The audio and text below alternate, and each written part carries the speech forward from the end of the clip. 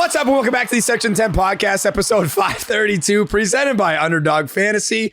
It is the home of your soon-to-be 2025 World Series champion, Boston Red Sox. My name is Jared Carabas, and I am a certified G and a bona fide stud, and you can't teach that.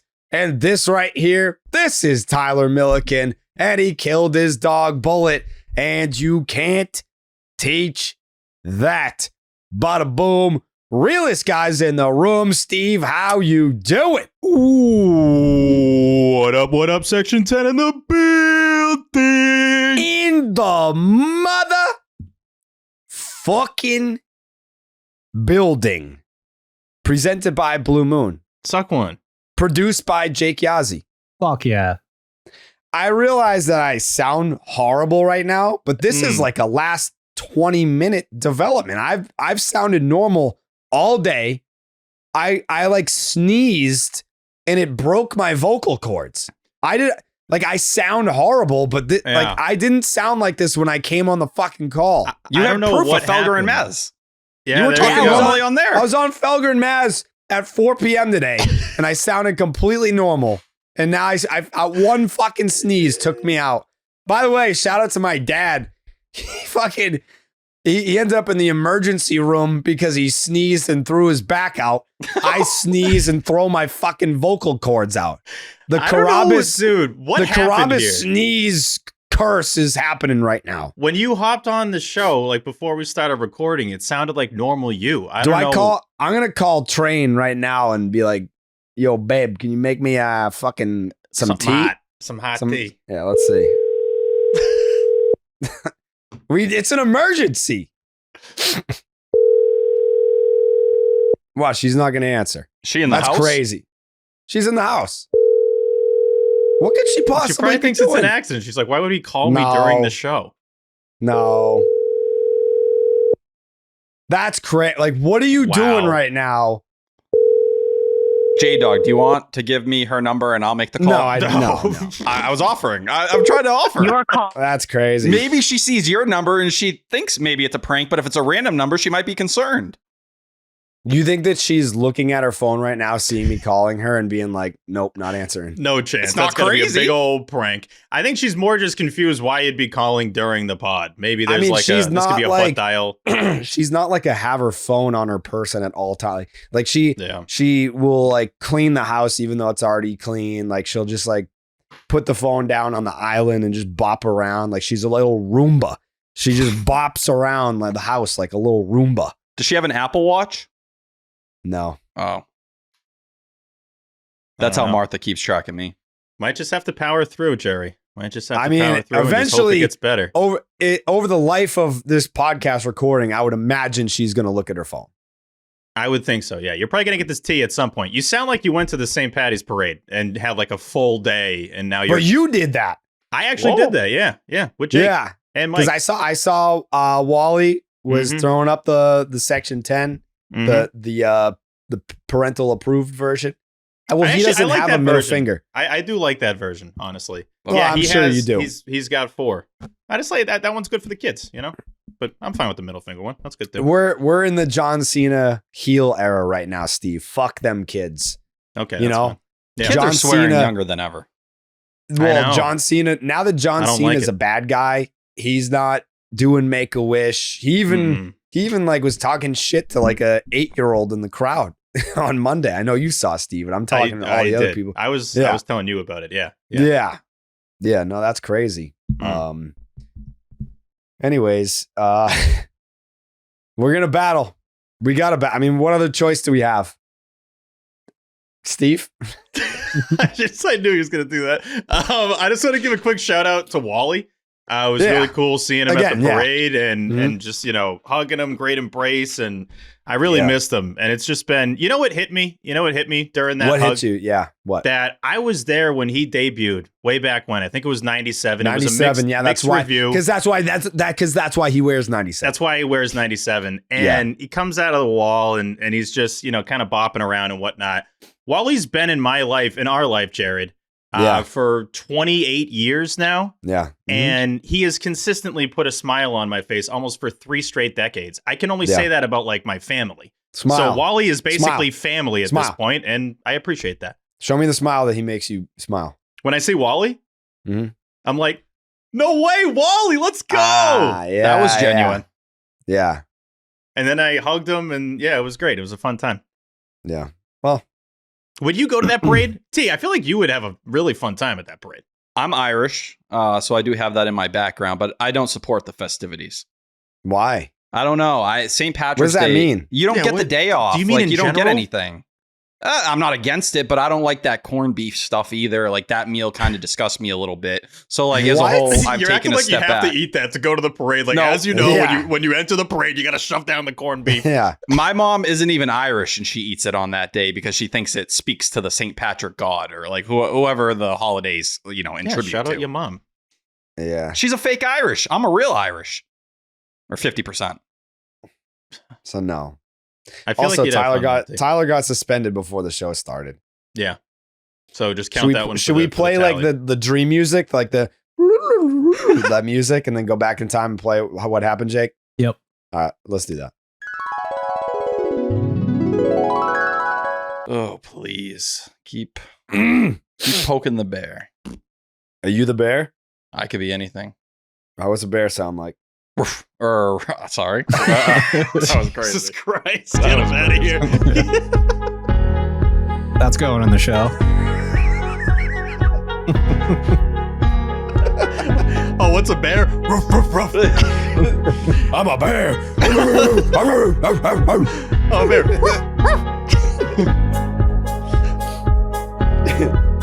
Yo, I'm a bear up in this bitch. Watch out for that bear. Moo. To be fair, Steve's dog was just on camera, so I think that's where my That's brain. what 20 yeah. minutes ago. I don't. Yeah. My dog. My mind's on the dog. Yeah, Ugh. that is You crazy. said it. that You said it can't- like so quickly. Oh, I mean, roof, like Yeah. stuff like we're talking Yeah, about. That's such a bear. woof woof. All right, so that's one suspension for T. Yes, Tyler. I want to shout out first the Sox Prospects podcast, who were handing out suspensions on their latest episode. Okay. Ian was fighting for his life, but they are very aware of the suspensions, so shout out to them. That's how Secondly, you got suspended on Robbie's podcast as well. yeah, multiple times. That was a really rough, start to that one for me. But hey, we keep battling. Shout out Robbie Hyde, by the way. Thirdly, fuck the guy who fitted me for a suit the last couple days. I went there. I have a wedding coming up. I let him kind of do the whole thing around me. Steve. Thank you. I'm not the one getting married. Shout out Puff. He called me thick back there. And listen, I am in one of my thicker forms right now, but he gave me a pair of pants and he said, just because you're a little thicker in the back, I want to give you some room to work with. That's crazy to hear that from a 75-year-old man. He wasn't wrong. I needed the space, but damn, I mean, who's called me? the I older haven't been called thick in a generation while. folks are going to tell you like it is. They're Yeah, like they don't little give a damn. kids. Like toddlers don't have a filter. They're going to be like, here's the truth of the matter. I didn't like Wait, it when he called me Train thick. Train just answered via text. We get a call back. What do we got? Here we go. Call back. Your call has. What does that mean? Let's go. What does that mean? Train is cooking you right now. Why did it go straight to voicemail? She's busy, Train's bro. on one.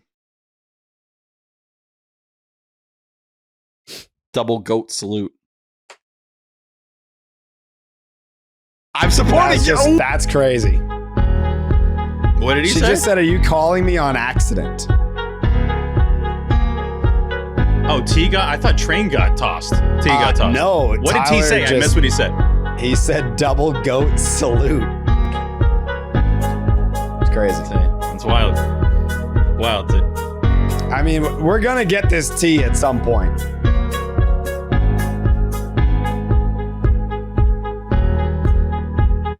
This is gonna be the whole show. Just trying to get a glass of tea. I need it. We My can voice DoorDash is- it. Well, not to No. the room. No. You'd still need Train to bring it up. Right. Yeah, Anyway, you need- socks. Anyways, socks. Yeah, socks. Mm. Yeah. So, my God. Let's see.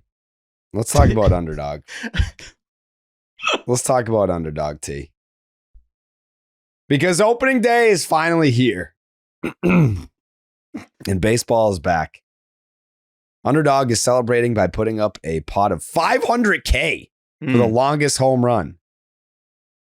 To make your selection, just look for the split the pot promo in your lobby. Apply it to the player you think hits the deepest dinger on opening day. You can choose from any of their stats, not just home runs. If your pick hits the longest home run on opening day and whoever else you took, they will split $500K, even if your pick doesn't hit. Who would you pick for longest home run? Stanton's hurt. I mean, we all have to pick one.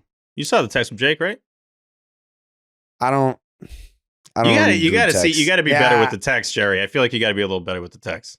It's just like group texts. I feel like if it's super important, it would come directly to me. Jake sent some very important things in the 10 chat before. I'm just saying. But yeah, we have to pick somebody, and we will pick somebody. And I think I got the perfect person to pick. It's Yordan Alvarez against Clay Holmes in Houston for the opener. I could see him hitting a massive ding dong. I'm also a little bit worried that Soto could be the choice here, but kind of trying to pick somebody that everyone's not going to pick. I mean, I just picked Yordan Alvarez, but I feel like Soto is going to be a very popular selection here. So that's my take. I'm going Rafael Devers. Hit the longest homer of his career last year, 467 feet. It was actually a couple days after Vladdy Guerrero went 471. But I think we're going to see Devers come out with vengeance on opening day. Doesn't have to worry about fielding. Not even going to play the field during spring training, it seems. I think we see that kind of Raffy moment where he's going to cork a baseball. And from that point forward, we all accept the DH thing. Yeah, that would be illegal. You can't do that. Hey, a little cheating never hurt anyone. You can't. It's going to be the entire show. This is if Train doesn't answer. Yeah, she's going to answer. Hello. Can I help you? Yeah. All right. Dang. So all right. Long story short, I sneezed and blew my vocal cords out. And it would really go a long way for me personally if you could make me a glass or a cup of tea, please. Okay, on a scale of 1 to 10, how dramatic are you being? Steve, am I being dramatic? Nah, Tyler? Why didn't you like ask me? 1. This is a 1 out of 10. He's not being dramatic. Yeah. Train, I think he's being a little dramatic. I'm just going to put it out there. I'm sorry. No. Don't suspend me. I mean, that's what I'm thinking, but she thinks I'm dramatic about everything. Like my voice is very strained right now. I've never heard him sound like this. How did that happen? You were screaming? No, I sneezed. Yeah. I sneezed and it never came back. It never came back. Yeah, I'll make you see. All right. God bless. Okay. Praise Jesus. Goodbye. All right. See you, Trent. Love you. Bye. Bye. What an angel. What an angel. She said, you know saint. what? The guy can't talk. I'm gonna question his integrity first. First, I'm not going to answer 3 calls, and then I'm going to question him, say he's dramatic, and then I'm going to make the tea. Yeah. Yeah. And that's tea. Does she know about what happened with your father? Yes. It hurts me that she's not, looking at you and being worried. The fact that this happened to your dad, this is a family genetic problem. Well, I mean, his back got thrown out. My vocal cords were thrown out. Different injuries. Different injuries, same cause. Yeah. We're going to battle, though. And make sure you sign up with the promo code Jared. That's JARED to get up to $1,000 in bonus credits and a special pick on Underdog. That's Underdog Fantasy promo code Jared. Yeah, so I I got a text from one of my close personal friends, one of my best friends in the whole world today, Jimmy Stewart of 98.5 The fucking Sports Hub. And he said, do you want to come on Felger and Mazz today? And I thought it was an error. I thought it was a mistake.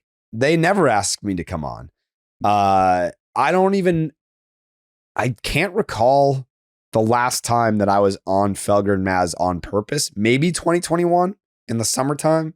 On purpose? It's been a long time. What does that mean?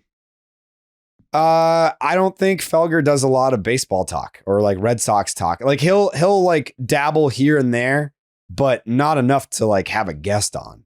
Like he might hit on it for a 15-minute segment and then keep it moving. Or he'll be like, Anthony, what does this mean? Like there'll be like a story and then he'll kick it to Mazz and then Mazz will give his take and then Felger will be like, all right, that's your Red Sox talk. Anyways, fucking.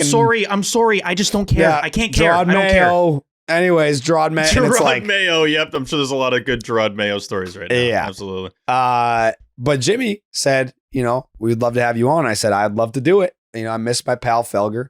Always love talking ball with Mazz, but anytime it's a Felger and Mazz segment versus a baseball hour segment, I know that, to me, and I've described him this way for 10 years. I worked with Felger on TV at NBC 10 years ago. It's been 10 years since I started doing stuff with Felger and always referred to him as the final boss of Boston sports media. If you can go toe to toe with Felger and hold your own, then you can go toe to toe with anybody. So he has me on and he's doing his Felger, negative contrarian bully act. And, he's trying to get me, he's trying to get me to break. He's trying to get me to be negative about the Red Sox. Need I remind you, they haven't played a fucking game yet. Like, how negative can you be for a team that people are projecting to win 90 plus games that had one of the best off seasons of any team in baseball? And like, I know where he's coming from. He hates this new age. Like when Pete Blackburn and DJ Bean, they do their What Chaos hockey show and he calls it grab ass. I don't think that he understands that there's, no, he does understand. It's just, this is his shtick, where there's a place or there's a preference for media like his, because obviously Felger Mazz is the most successful sports radio show in the country. And then you have people like Pete and DJ who cover hockey with grab ass, and we cover the Red Sox with grab ass, and it is what it is. That doesn't mean that we're not critical of the Red Sox when the time comes. But I think if you are critical of the Red Sox on March 19th, after they've had a great offseason, you're looking for a reason to be negative, which again, I'm not criticizing Felger for that because that's his art.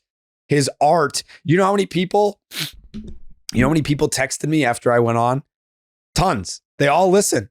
They all love the Red Sox, but there's a element of I'm listening to get pissed off because I need the reaction that Felger gives me, which is rage and anger.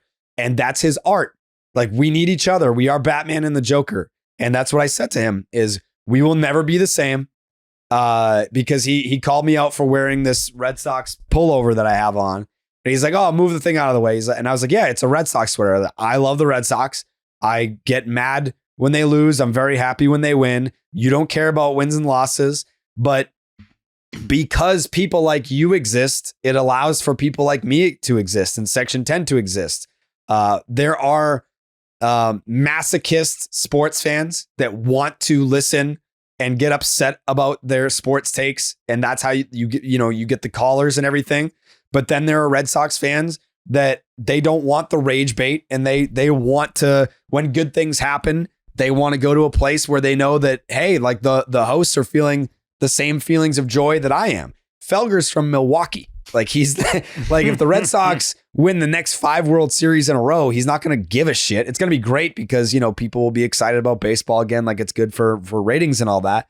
But yeah, there's just a Batman Joker element to it. And people were like texting me after being like, oh, he was such a dick to you. I'm like, I love that. That's what he does. He's I like want that all the time. I like, because, for what we do, if you want to call it grab ass with the Red Sox, I need that non-grab ass element of talking about the Red Sox sometimes. Like I need that differing of opinion. Like I need to be able to defend the wall. Like that year that Evan Drellick was coming at the Red Sox, like I needed that. It brings out a different layer of my character when I have to get up on the wall and defend the Red Sox. If we all just love the Red Sox, you're not going to get that element of my personality. So I like when people bring that out, which is why it's always a pleasure to go talk ball with Michael Felger. I always laugh when people are like, oh my God, they're just so negative on there. At the end of the day, and T, I know you're at the hub, you're in the middle of it. You do a long show every single day too. At the end of the day, it's the nature Zolak and Bertrand. Boom. 10 a.m. to 2 p.m. Monday to Friday. It's on what? Mark the Beetle Bertrand, Scott Zolak, 98.5 The Sports Hub. And Tim McCone. Shout out the legendary Tim McCone. It's the nature of what they do. You got to talk for 4 hours every single day, 5 days a week. Now going on, 15 years? I think they started in 2010, somewhere around there, 09. So it's like, I get that they're going to lean negative, but I don't understand how people can't realize, especially the clip that went up there with you and Felger. Oh, I love it. People can't realize the very dry sarcasm that Felger has when you guys talk. Like it to me, it's very apparent. Maybe it's because I've seen you guys go back and forth before in the past, but he's not even being super negative. He's just being normal. Oh, we got the tea? Look at this angel. This angel bringing Train Section 10 debut here. Some tea. I mean, I am screaming. What kind of tea is it? Thank you. It's just regular tea. Just tea. Thank you. You look beautiful. Thank you. Can you hear me? Like, I'm not being dramatic. Like, listen to me. I can't believe he's still most dramatic dude in the entire world. That just got 10 times worse. Bad. It's bad. It's a little hot right now. I can't drink it right now, but I was gonna burn his tongue, and it's gonna be a whole thing. Yeah, that's the only thing that will help you. Thank you. You're amazing. You get a raise. Talk to the HR department. Talk to HR, babe. Talk to HR, babe. We'll give you a raise. No problem. Immediately. We'll have that in your next check. See, look at that. Boom. Boom. Boom. Look at that steam. Okay, boom. Look at the steam. Yeah. There you go. Slurp on that shit. All right, T. You know. It will help you. All right. I'm going to slurp on that shit. Just sip it. Just sip it. All right. But we were talking about 98.5 The Sports Hub. Yeah, didn't have much more to add there. It's more just like that's the nature of the beast. I always tip my cap to those guys because they've been able to do it at a high level for a long time. I do miss when there was more ball talk on the station in general. Way back. There will be this year. But if the Sox are good, then you get that back. That's a huge element. They will talk about it. I'll give you this: when the Red Sox are good, they talk about them. When the Patriots are bad. And the Patriots are good. Doesn't matter. They're always going to be number one. That's sports radio in Boston. It is what it is. And you know they got to pay the bills. And there's ratings and books and all that nonsense.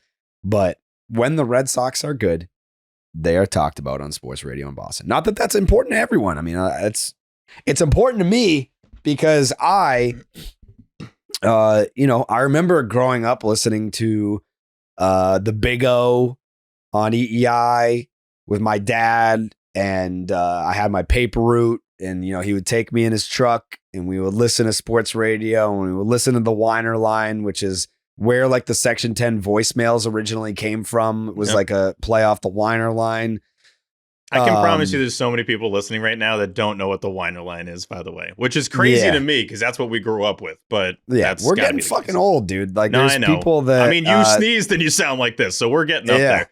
Yeah, like there's people that like don't even know like the beginning of like Section 10. And like we were the new thing that was like so far removed from the Whiner line days. But yeah, I think that there will always be a big need for the sports radio guys in Boston because it's like there needs to be a balance. There needs to be a balance in the universe. And I like when I do stuff with Felger. Like I was genuinely gassed up to go on. And I knew sitting there, I was like, this isn't going to be like, so tell us about the Sox. And, are you excited? Like it's Felger. It's going to be like, this team fucking sucks, huh, Carabas? The bullpen's trash. What are you going to do about that? What are you going to do when half the rotation goes down in May? What are you going to do about that? Oh, you pumped about our oldest Chapman closing out games? Trevor Story, he's already cooked, I bet. I mean, that's just, and if you don't agree, then you're a homer that is just spouting off propaganda because you quote unquote work for Nesson. Like, John Henry's pumped about you defending the team. It's like, well, I say what I believe. And I don't know how else to prove that. I guess go back and listen to the podcast in 2024, 2023, 2022, when I was like, no, this team this team sucks. And I was getting shouted down from the diehards saying you're turning into one of them. You're one of the old curmudgeons. Like, no, I just say what I believe. I did not believe in either one of those three teams, and all those three teams sucked. I am curious to see the Felger angle because I feel like he's been building this narrative lately over the last couple weeks. And it really kind of sparked with the Jim Rice stuff and some of the Rafael Devers stuff. But he's beefing with the entire Red Sox beat right now. He's basically let all of them know that they are not doing a good job and that they're not asking the proper questions. And I'm not agreeing with that stance, but he's pushing it. And anyone who's in that kind of positive light with that other stuff mixed in, he's grouping us with the young wave of beat reporters over there saying, we don't ask the tough questions. We aren't willing to be hard or critical on the team. And I don't know. It's crazy to me because I think if you have listened to this podcast at all the last couple of years, we've been pretty negative because it's, been necessary, but we highlight the positive too. You can enjoy both sides. I think the problem is for them when it's positive, they're not really willing to acknowledge the positive as much. They're kind of like, all right, well, what do you want us to do? You want us to friggin' clap and applaud? And it's like, no, but we can have fun if we're going to also be negative at times. And I'll also say for Felger, when you catch him and give him an L, he takes it like a champ. In 2021, and it's still one of the prouder moments for me out of anything I've done, podcast, radio, me and him argued all 2021. He did hour-long segments telling me how I looked at baseball was stupid. I don't know what I'm talking about. When the Red Sox beat the Yankees in the wild card round, he had me on that first segment, apologized to me, told me the nerds had won. He will leave me alone. He will never come at me over baseball again. Obviously, it's happened a lot since. But he takes an L when he deserves to take an L, and I can respect that. Yeah. I can attest to that because I remember in 2016 when we were going head to head over Rick Porcello in like May, and then he ended up winning the fucking Cy Young Award, and he was like, well, I guess I got to eat this one. But yeah, no, it's that's just I enjoy it. I enjoy the I enjoy the debate. Even if one side believes what they're saying and the other side doesn't necessarily believe everything that they're saying, then it's still fun. I mean, we've been doing this for so long that it's almost just like a dated topic to be like, hey, they do that and we do this. Like, yeah, but everyone knows that now. Like everyone's like well aware of what this show is and, what these kind of shows can be when you got your boys and you're talking about the team and you're fans of the team versus what they do. I think every year that goes by, there's just a wider gap that gets built between what we do and what they do, honestly. And that's not necessarily a good thing or a bad thing. That's just kind of the nature of the beast. And you mentioned it, and it's true. Like the more negative that radio is about, the Red Sox, like that's better for us because people don't really want that. Out, yeah. I genuinely don't think, I know T, you're employed by radio, and Jerry, you do it. I've done it obviously in the past. I don't think much of our audience really cares much about sports radio. I'd be willing to bet. I don't know that I agree with that. I think there's a decent percentage that doesn't care about it. And I'm not saying that it's a negative. It's not for everybody is really what I'm getting at, because I think people want more honest opinions. Doesn't care about it or doesn't listen to it religiously. Like those are two different things. Those are two different things, but I'd say just doesn't really tune in much anymore. And this isn't Felger and Mazz because they've been cooking for a while, and I know they've been able to keep the ratings and all that. But either way, I'm just glad that we're in a position now where we seemingly have gotten past that wave of, we've talked about it before, of the negative people being in the lead and in a pretty big lead over us, honestly. And then we've been a negative along with them, but at least now it kind of seems like that's not going to be the case this year. But we need these fucking games to start. And I don't swear often, but I'm just ready. I am just ready for the season to start. And T, bless your heart, you sent the notes over and everything. And I got some notes too, but we need these games. Why didn't I get the Stevie notes?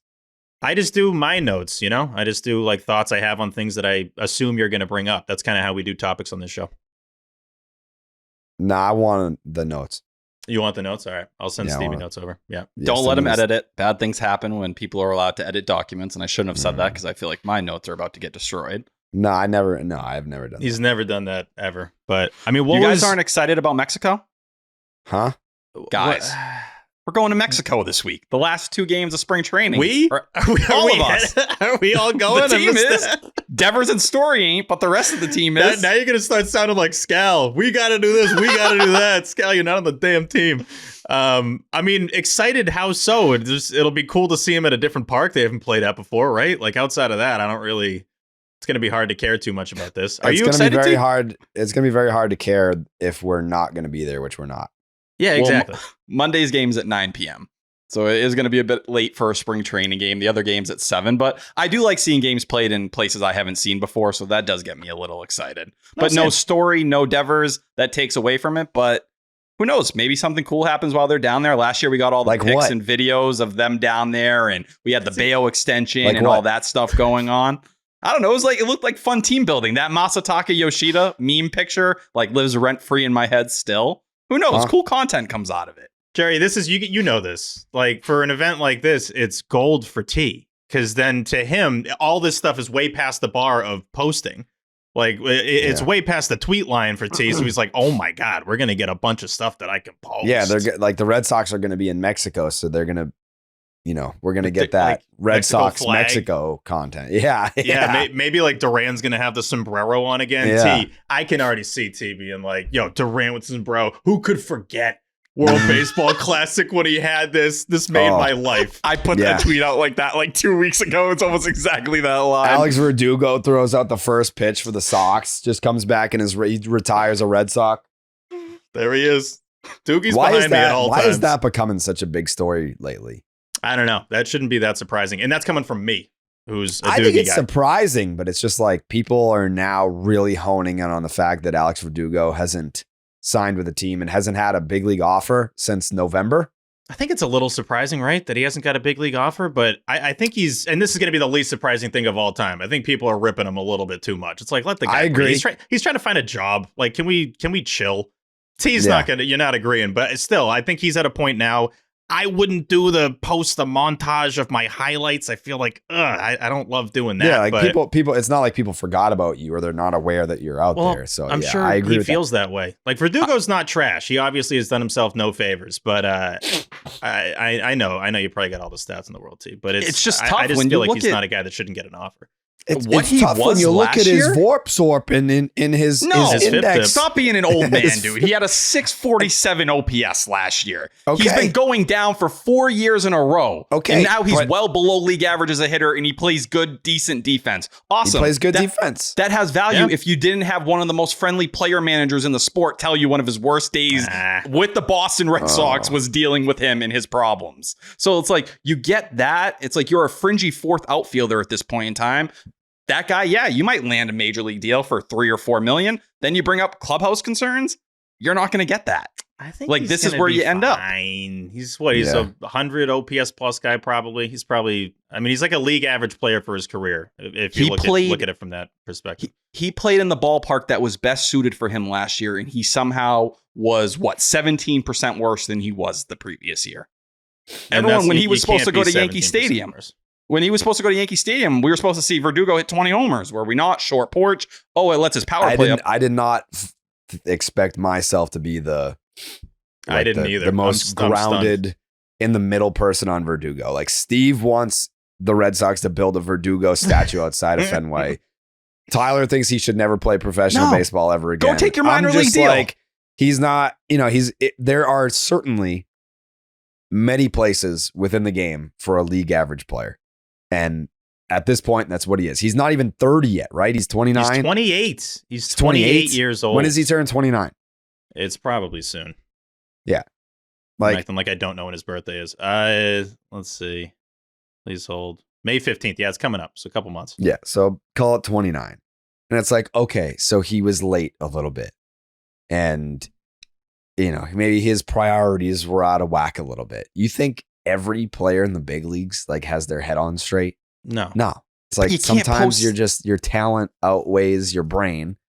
And I find it really hard to believe that there's not a team out there that could use an Alex Verdugo. You post an 83 OPS plus. I'm sorry. You are bottom tier here. That is fringy. What was Rafael's OPS plus last year? 79. Okay, and he was a rookie. Starting center fielder for the Boston Red Sox. He was a rookie who plays incredible defense, and still there were a lot of people saying, "What this offseason? You should probably move him into a super utility role." Okay, that was a common theme. He's the starting center fielder. It probably, big picture wise, it probably doesn't even matter because I'm sure he's going to get a deal once somebody gets hurt anyway. So he'll probably be filling in eventually, make a major league roster, and then I genuinely don't think at this point of his career that the personal stuff is going to be as much of an issue. And I never thought it was a huge issue to begin with.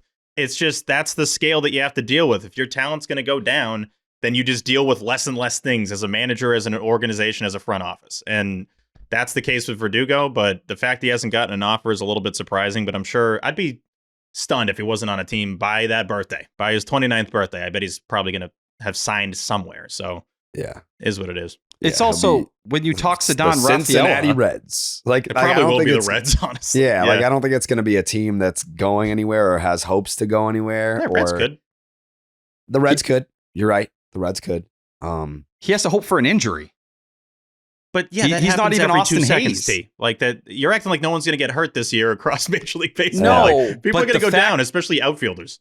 When you go an entire offseason and no one's making any offers to you. Does Alex Verdugo play another big league baseball game ever again? At some point in time, probably, yeah. Okay. But I think he needs to go take a minor league deal to go do it. Because you talk Sedon Rafael, that's a rookie you're expecting to get better. Alex Verdugo has been in the big leagues for 7 years, and somehow he's just consistently getting worse, and now is bottoming out. With his back against the wall multiple times. I did not know you felt this strongly about Alex Verdugo. No, this is a new... Why is this a story? Like, we're sitting here, like, people are like, how does he not have a job? He's not good at baseball. It's a story because he was starting games for the team that was just in the World Series, and now he can't get a job. It's more of an indictment on how the Yankees were running things than Alex Verdugo deserving playing time. Fair point. I don't disagree. Like, that's not a bad point.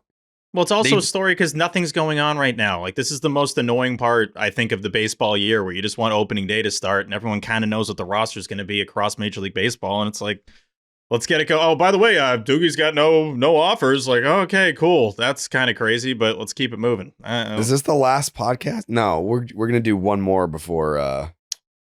We have this bonus and then season preview. Yeah, we got a secret project next week. Yeah, we certainly do. Secret's a good way to put it. Yeah.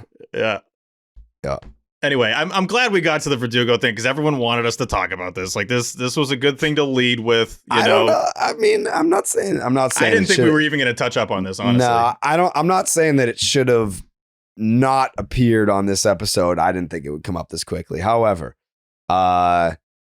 according to Tyler, the most important topic is Aroldis Chapman is the favorite to be the closer of the Boston Red Sox, which I don't necessarily disagree. That's something that Felger was very worked up about today. Even though I agreed with him, I think I don't think he knows how to talk to someone when they agree with them. So he was talking to me in a tone that was almost like we didn't agree. Yes. But he was like, what about the closer situation? I was like, yeah, no, not great. And he was like, what do you mean? Like, you think that they're good?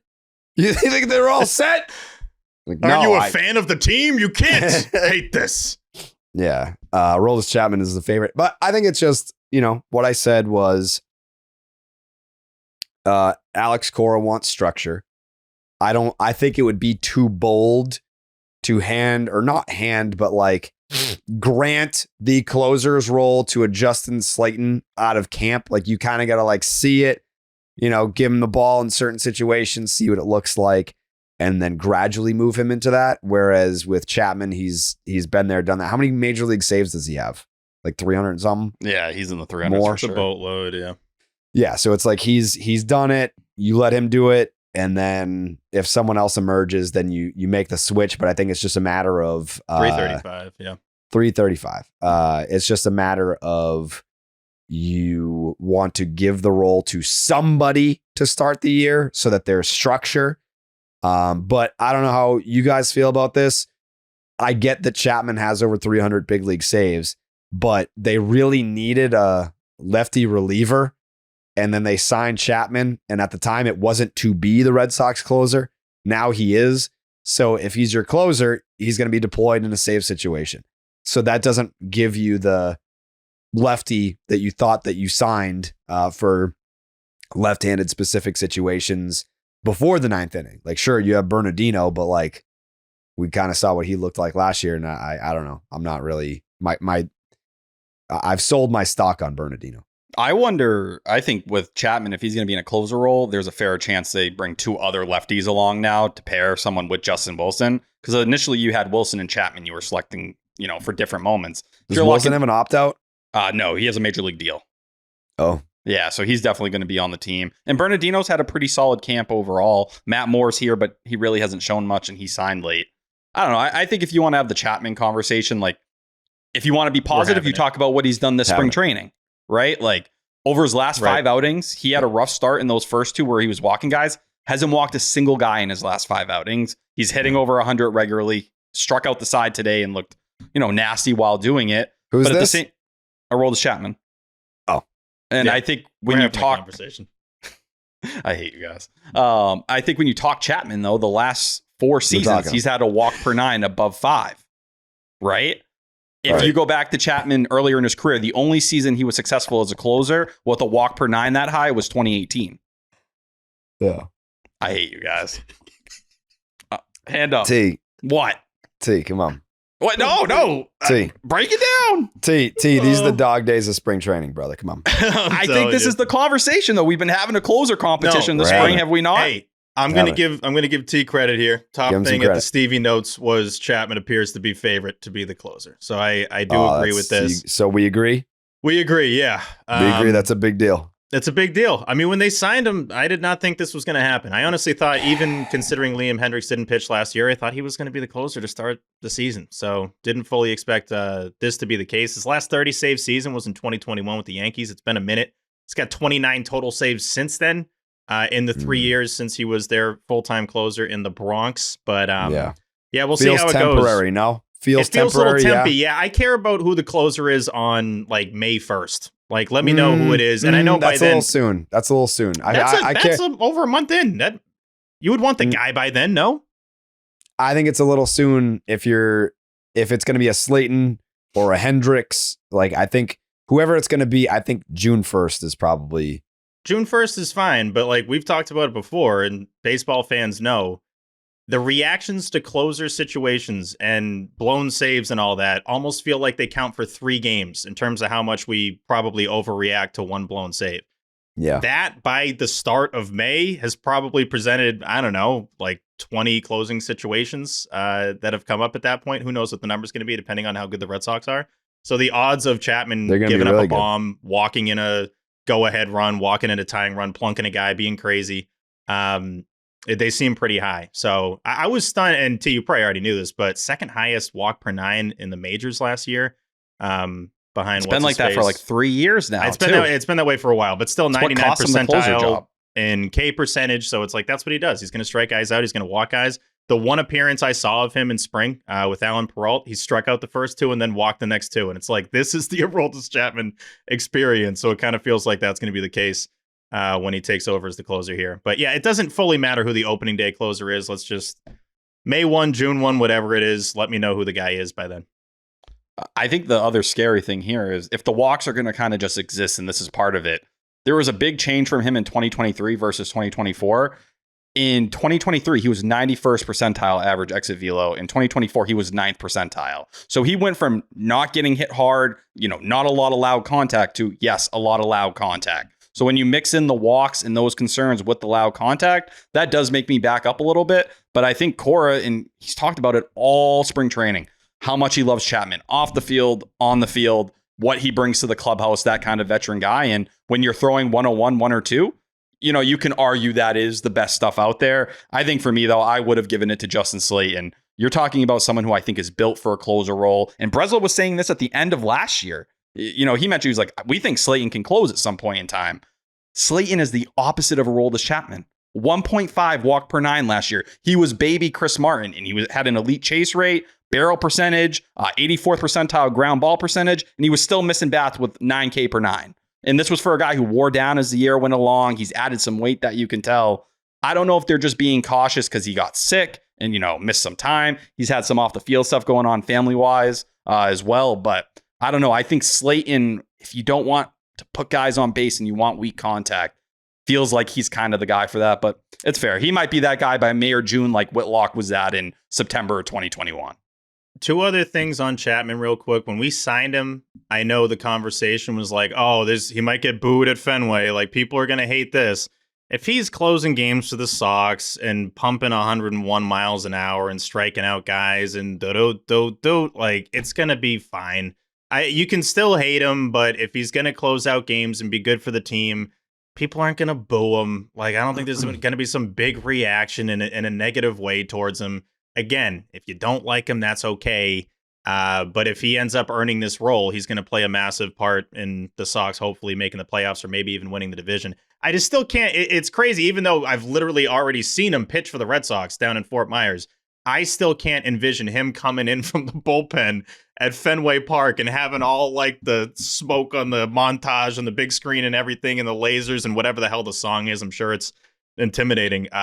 For the Red Sox, like that still blows my mind that he's going to be the guy, at least for a good handful of games. I would assume it's going to cost them. It would take a couple blown saves for him to not have this role. And maybe even at least a month seems to be guaranteed to him at this point. Jerry? Wait, so you saw my finger and you just kept talking that whole time? I had to finish the point or else I was going to forget.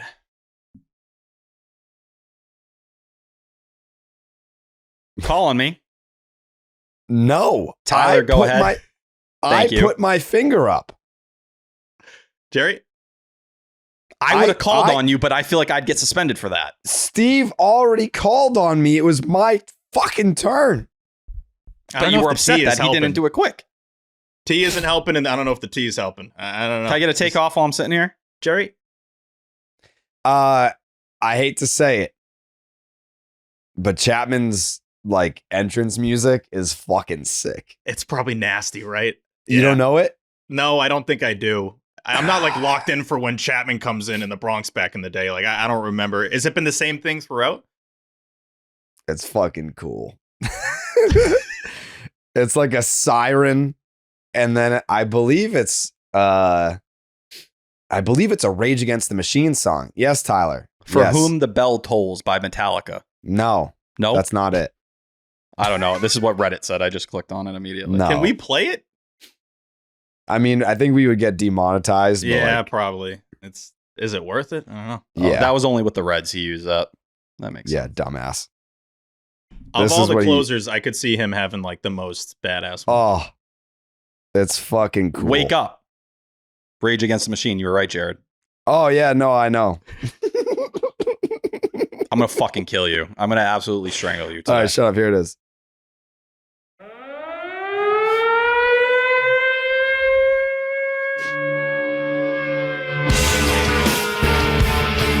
Like, that's sick. You know where this is from, right? Godzilla? Last scene in The Matrix.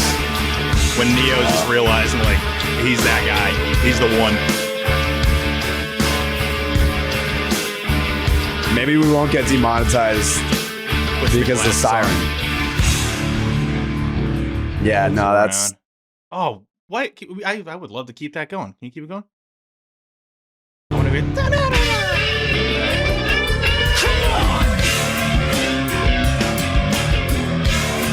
All right, yeah, that's good. All right. So people are gonna be excited about that, and then some. I mean, it's a cool song with the siren and all that. That's not to say that I'm warming up to Aroldis Chapman, because I'm not. No, I think even today the Red Sox were trying to set it up so Liam Hendricks could still win the job. They had Chapman in the 8th today and Hendricks in the 9th. Like, what, this is what it was with 10 days remaining. Was there a way for Hendricks to push himself back into that convo? It felt that way. Why else would you structure it like that? You're still letting Hendricks pitch the 9th inning, and unfortunately for him, if I have to hear he's topped out at 96 one more time, I'm going to jump off a bridge, man. He's sitting 94, 95, and it's right down the dick, and people are hitting it hard. Like, he hasn't got past 96, and he did that in his first outing. So it feels like the stuff just hasn't ticked up, and his command has been, garbage, just to be honest. Wow. Man. People say Section 10's not honest. Yeah, this guy was just on the podcast. Guy was just on the podcast, and Tyler, it's like, get him off the fucking team. No. Garrett Cooper took him to the fucking moon a week ago, though. Okay. I think T just said, like, if this guy pitches again, I'm going to jump off a bridge. No, something like that. If I hear he topped out at 96, I'm sick of hearing that. I want to hear more. I want 97, 98. But when you're sitting 93, 94, 95, and your stuff's getting smacked, I'm on it. It's not very good. Tell me it's 98. I need more velocity, man. Nah, I hear you. But he might You're get out basically there. Who asking knows? people to like lie about his speed. Just say it's 98. I don't want to hear else. it's 96 anymore. Yeah. Sick You know of what 96. I need, Tyler? What? A Blue Moon. Me too. Yeah. Same. Blue Moon was born in a ballpark at the Sandlot Brewery in Denver, Colorado. So it's no wonder that you crave its bold flavor, bright explosion of color, and iconic orange slice ritual, which guarantees a one-of-a-kind beer experience year-round. And for the moments that you want a lighter option, Tyler, of your favorite beer, reach for Blue Moon Light. It's a refreshing wheat beer brewed with real tangerine peel for a lighter, exceptional taste at only 95 calories. I'll be honest with you. I've made the switch. Completely? Yes. At least as far, like if I go out to dinner, I'll still do the OG Blue Moon. But as far as like in-home sipping, we only do Blue Moon Light in-home. Is that fair? More than fair. It's classy, I'd even say. Thank you. Inspired by the beer that you already love and available year-round. A wheat beer from Blue Moon with exceptional taste and only 95 calories. Brewed brightly with real tangerine peel. Tastes light and refreshing. Nothing compares to the great taste of a Blue Moon Light. Blue Moon, made brighter. Get Blue Moon delivered by visiting get.bluemoonbeer.com/Jared to see your delivery options. That is get.bluemoonbeer.com/Jared. Blue Moon, made brighter. Celebrate responsibly.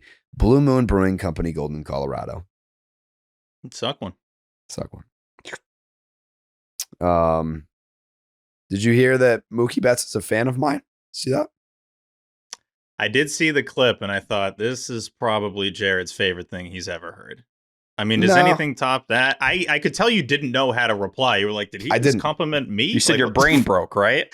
Well, like it was edited to make my response look even better. I was like, yeah, it's sneakers. Like in the actual interview, sneakers. In the actual interview, he was like, he said something really nice. He was like, yeah, man. He's like, your job's really hard. And, you know, I've been a fan even, you know, back when I was in Boston, you know, you're the best. And I was like, oh, I love sneakers, man. Didn't make sense. Dude, you've just been grinding and like I see you reacting and you got the microphone and you're just doing this, doing that. And you're like, Jordan Force. Like, yeah, like what do I say? What do I say to that? What do I say to that? Because I know I've also been a dick in regards to Mookie in some areas. I mean, I've blown him for 95% of his career. It's been one big wet blowjob for Mookie, but yeah, I was a little mad. I was a little bitter that he went to the Dodgers, and I may have made fun of his hat and his glasses. But then after he did the podcast, I bought the hat and the glasses. So now, like, that's all reversed. That look might work for you too. That was a pretty good look, gotta say. Yeah, no, I like it. T. Oh, I kind of fucked with it. I like the sunglasses. Yeah. I've never been a big fedora guy, but I'm not against them. I actually think it looked good on you. No, I agree. Let me see it. There you go. Boom. Yeah. You got good facial structure for those. Yeah, my face fucks. Who was it reminding me? There's some cartoon that this looks like. I know exactly. I'm going to see if you can guess it. I won't spoil it. It wasn't in Was it in Arnold? Am I making that up? Was this guy in Hey Arnold? Who was this guy? Was this guy? You look like Master Roshi to me. Who? He's from Dragon Ball Z. That's what Steve was going to say. Yeah. I'm not going to say Master Roshi. No, this is going to drive me nuts. If you're watching on the YouTube, just hit me up if you know who I'm thinking of. There's somebody that Jared looks exactly like that's a cartoon that wears those glasses. Someone in Doug. Doug, it might be in Doug. I think it was in Doug. I think it was one of the guys in the Beats. Ooh. Pull up the music video for the Killer Tofu. Can you play Killer Tofu? I don't think we'll get anything for that. You mind playing that real quick? Was it My Life is sued Ginger? by the Beats? If the Beats sue us, that's a tough blow there. Killer Tofu. His song's incredible. Do you guys know Killer Tofu? Dude, look at the fucking guy from the Beats. Yeah, I think it's that guy. I think that's who I'm thinking of. Yeah, obviously it's obviously the lead singer of the Beats, dude. You know this song, T? No, I don't. No, that's before that time. Fast food feels fuzzy, 'cause it's made from stuff that's scuzzy. I always thought I was such a nerd. I refuse to touch that strange bean curd. I wouldn't eat it, wow, but it ain't you. I-E-O, killer tofu. That's him. E-I-E-O, killer tofu. I eat my sugar cereal, but it makes my teeth bacterial. E-I-E-O. I only know the main line. I'm like, get to the main part to it. I love the tofu part. Feeling kinda cruddy. E-I-E-O. Just sit right by your buddy. E-I-E-O. I don't eat too much fried food. Yeah. I-E-O. Killer tofu. E-I-E-O. Killer tofu.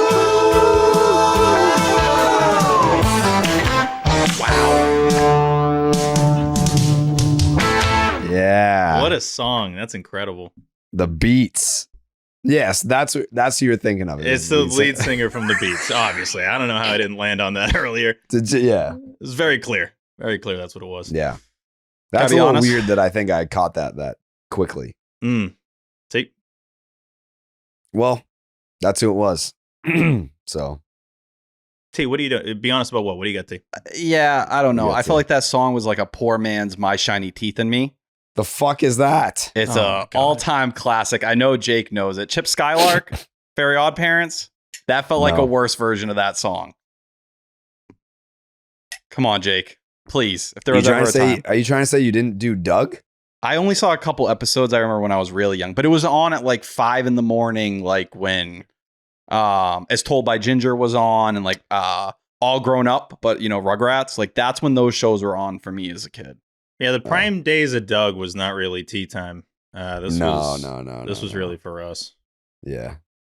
This is you've got to be in your early to mid 30s to really appreciate Douglas Yancey funny. Yeah. August 11th, 1991. That was the debut of Doug. So damn, I was 2. Crazy. How long? -7. Classic -7. I think what, because it like there was like what ABC Family took over Doug and like they started doing new episodes. Yeah. Last show June 26, 1999. So wow. There you go. Yeah. So Devers not playing at 3rd. Yeah. Yeah, Devers is not playing at 3rd. Interesting. Really stunned by this. Didn't see this coming. Yeah, what was your reaction to that, Jerry? I was like, that's what T, your immediate reaction? I almost collapsed. I was so shocked. Yeah. But what did you do? Why do you sound like that? That's not. That's how it felt. I felt like the wind got knocked out of me. That's fine. Okay.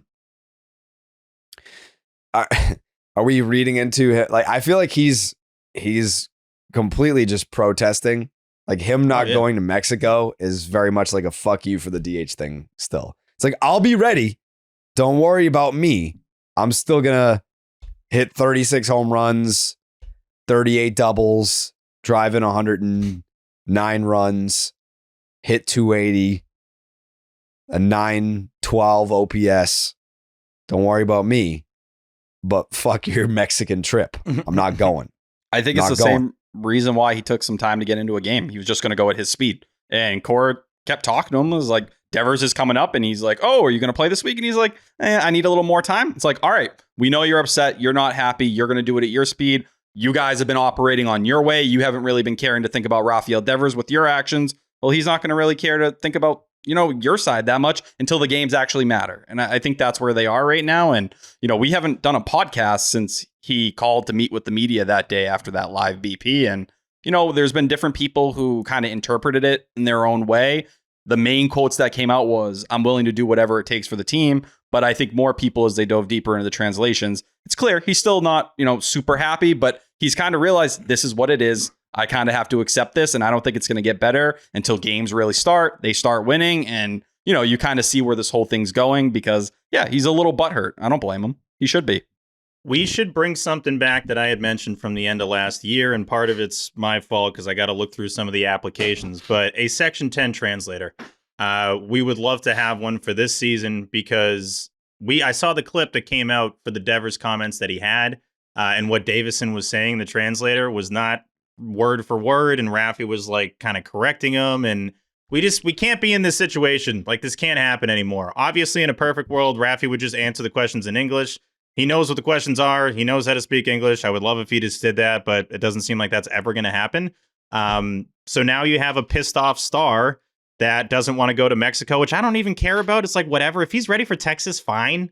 And to me, this almost seems like it counters each other. It just like one for one here. It's like, all right, you're moving me to DH. I'm not going to do your little end of spring training thing in Mexico. Like, I'll be ready for opening day. I'll hit for the season. If you need me at third base, it's not happening. That's another part of this too. If they ever in a pinch need Rafael Devers to play third base, guess who's saying no? He's going to say no immediately. So you think so?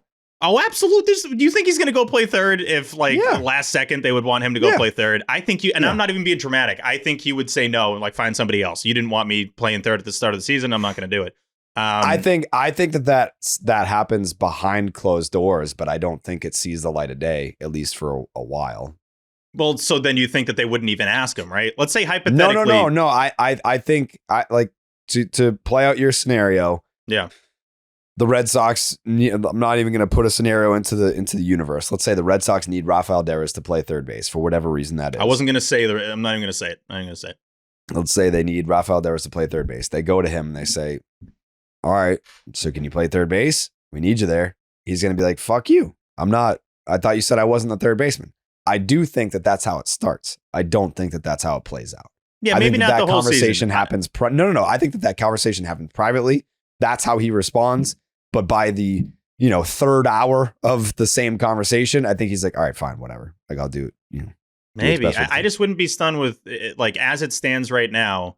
If Cora's had conversations with him, which I'm sure he's had multiple, and AC's handled this, I think, as good as he probably can. Like, he's been getting asked about this a million times. And when the MLB Network people were there, it's like, what's up with Raffy? And he's just, the kid wants to play. He's a competitor and all that. So he's going down the competitor route, which I think is probably the right way to do this. But yeah, also, why is he not committing to Devers at DH at this point in time? Like, today, he once again has asked the question, like, where's Rafael Devers going to play? You're saying on one hand, oh, yeah, he's not going to even play third base this spring. And then on the other hand, you're like, yeah, I can't. I'm not going to tell you Alex Bregman's the third baseman. It's like, what are we doing here? You guys have clearly felt this way about Rafael Devers. You want him to be at DH. You came into camp essentially wanting him to be at DH because you were hoping Christian Campbell won the job. Whether he put the numbers or stats up or not, they wanted Christian Campbell at second base. Why are we still playing the charade?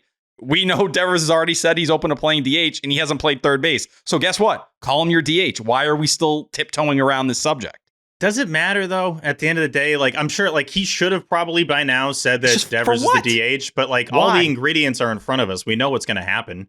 And Raffy's clearly, had to just accept this. And that was kind of his demeanor, regardless of what the words were that Raffy said in the clubhouse. And I'm just now set on this entire season. We're not going to get the exact words he says when he does any media availability, which more people should be upset about. He knows he's going to be the DH. We know he's going to be the DH, like, whatever. Like, Cora probably should have said it by now. I mean, we're literally a week out from opening day, but I don't really give a damn. I think everyone knows what the situation is, and we're just going to roll with it. The other thing for me is I felt like a lot of people kind of ran with that Sean McAdam report the last few days, where, Devers was angry enough about the situation to consider asking for a trade. To me, I saw that as basically not much, because it felt like they were digging for something like, oh, what actually happened in that private conversation? You read through that McAdam article, he speculates both ways, right? Trying to figure out, he could have said this or it could have played out a different way. All I'm telling you is if the franchise star asked for a trade over the last month, it'd be out somewhere by now. Whether it was his camp trying to facilitate and let everyone know I need to get the fuck out of here and putting pressure on the Red Sox saying I'm unhappy or do something. Someone would have said something if the franchise star demanded a trade. I know McAdam speculated that it was a possibility.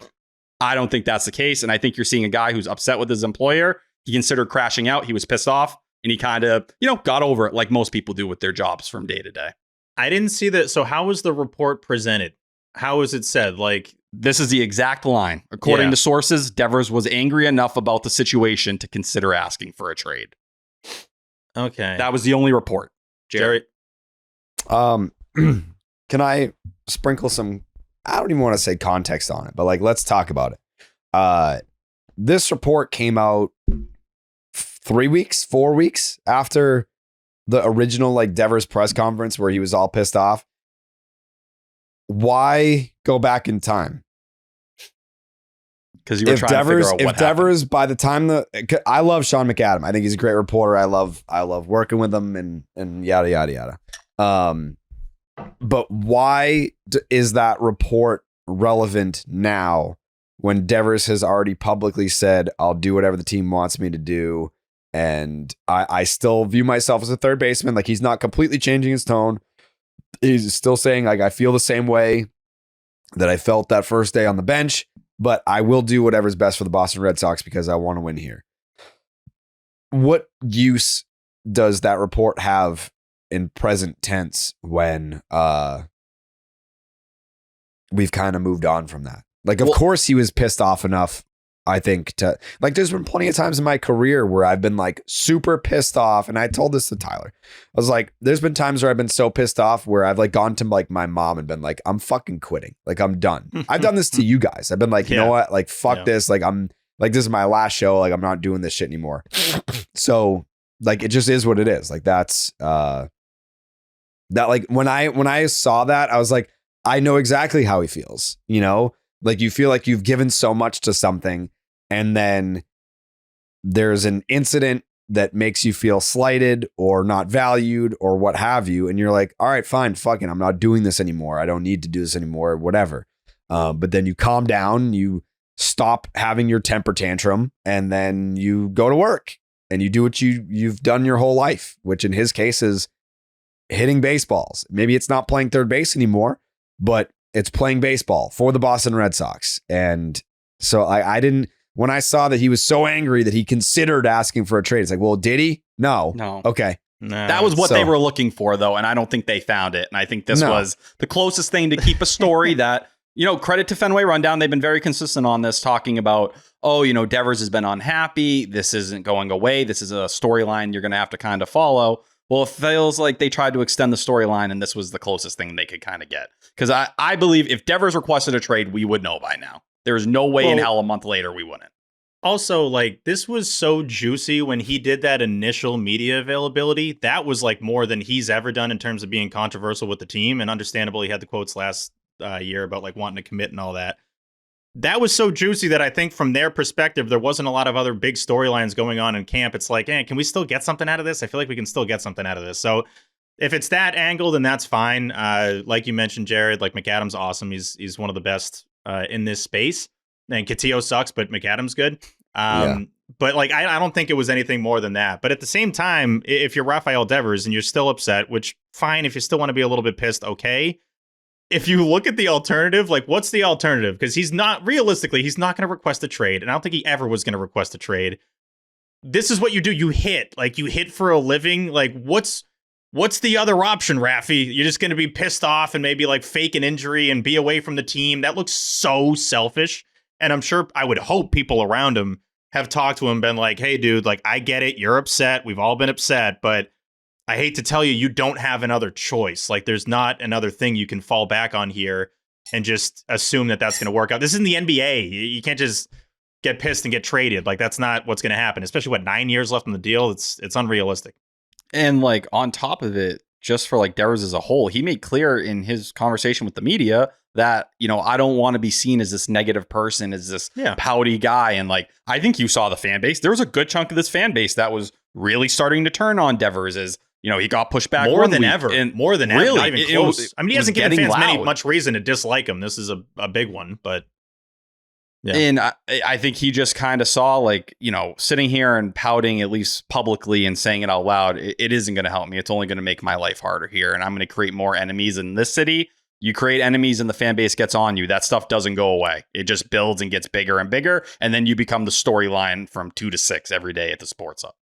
Well, I know you mentioned this, T, but also, and I'm sure Raffy hasn't given this much thought, there's someone that could just play DH. You know, we got a guy that could just be the DH. And then if you don't want to play and you want to be pissy, like, we got someone that can fill in and actually might be good at the role. And then, you know, everyone's going to be having fun. And you were supposed to be one of the biggest parts of the present and future of the team, really the only part of the future of the team until they've added a couple pieces here and the prospects have gotten closer to Fenway. But I'm sure there was part of him that looked at it like, well, if I take that route, what if the team's really good without me? Oh, God, that's scary. That doesn't look good. I can't have that be the case. So at the end of the day, it seems like he sucked it up and the situation blows. Like, this isn't good. There's no part of this that's fun. I'm sure there's no part of it that's been fun for Alex Cora and for us as the fans of the team, but just got to get to Texas, and then hopefully this isn't really a thing anymore. I think the other context that's important too is when Catillo asked, when the initial Devers presser happened at the start of camp, he asked him straight up, would you consider asking for a trade? And he didn't say no at that time. He legit said, he's like, I haven't thought about it. He said, I don't know. Or I haven't thought of it. Yeah. He's like, I don't know. I haven't thought about it. So like, it wasn't like in that moment, he was like, oh, no way. I can't even ponder that. No, he was upset.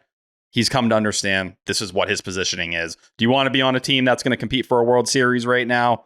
This is kind of the pathway we paid you, and you've had to massage the ego. I think there were better ways to go about this. I've bitched about it enough, but it doesn't change. Ultimately, you're here and opening day's coming, and he is the most important hitter on this team. And I think we're all kind of out of gas with this, too. I think this whole storyline has kind of had different waves to it, and we're at this point now, a week out. People are like fascinated by it, though.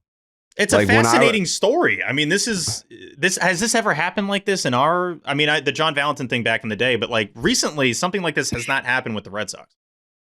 With like drama?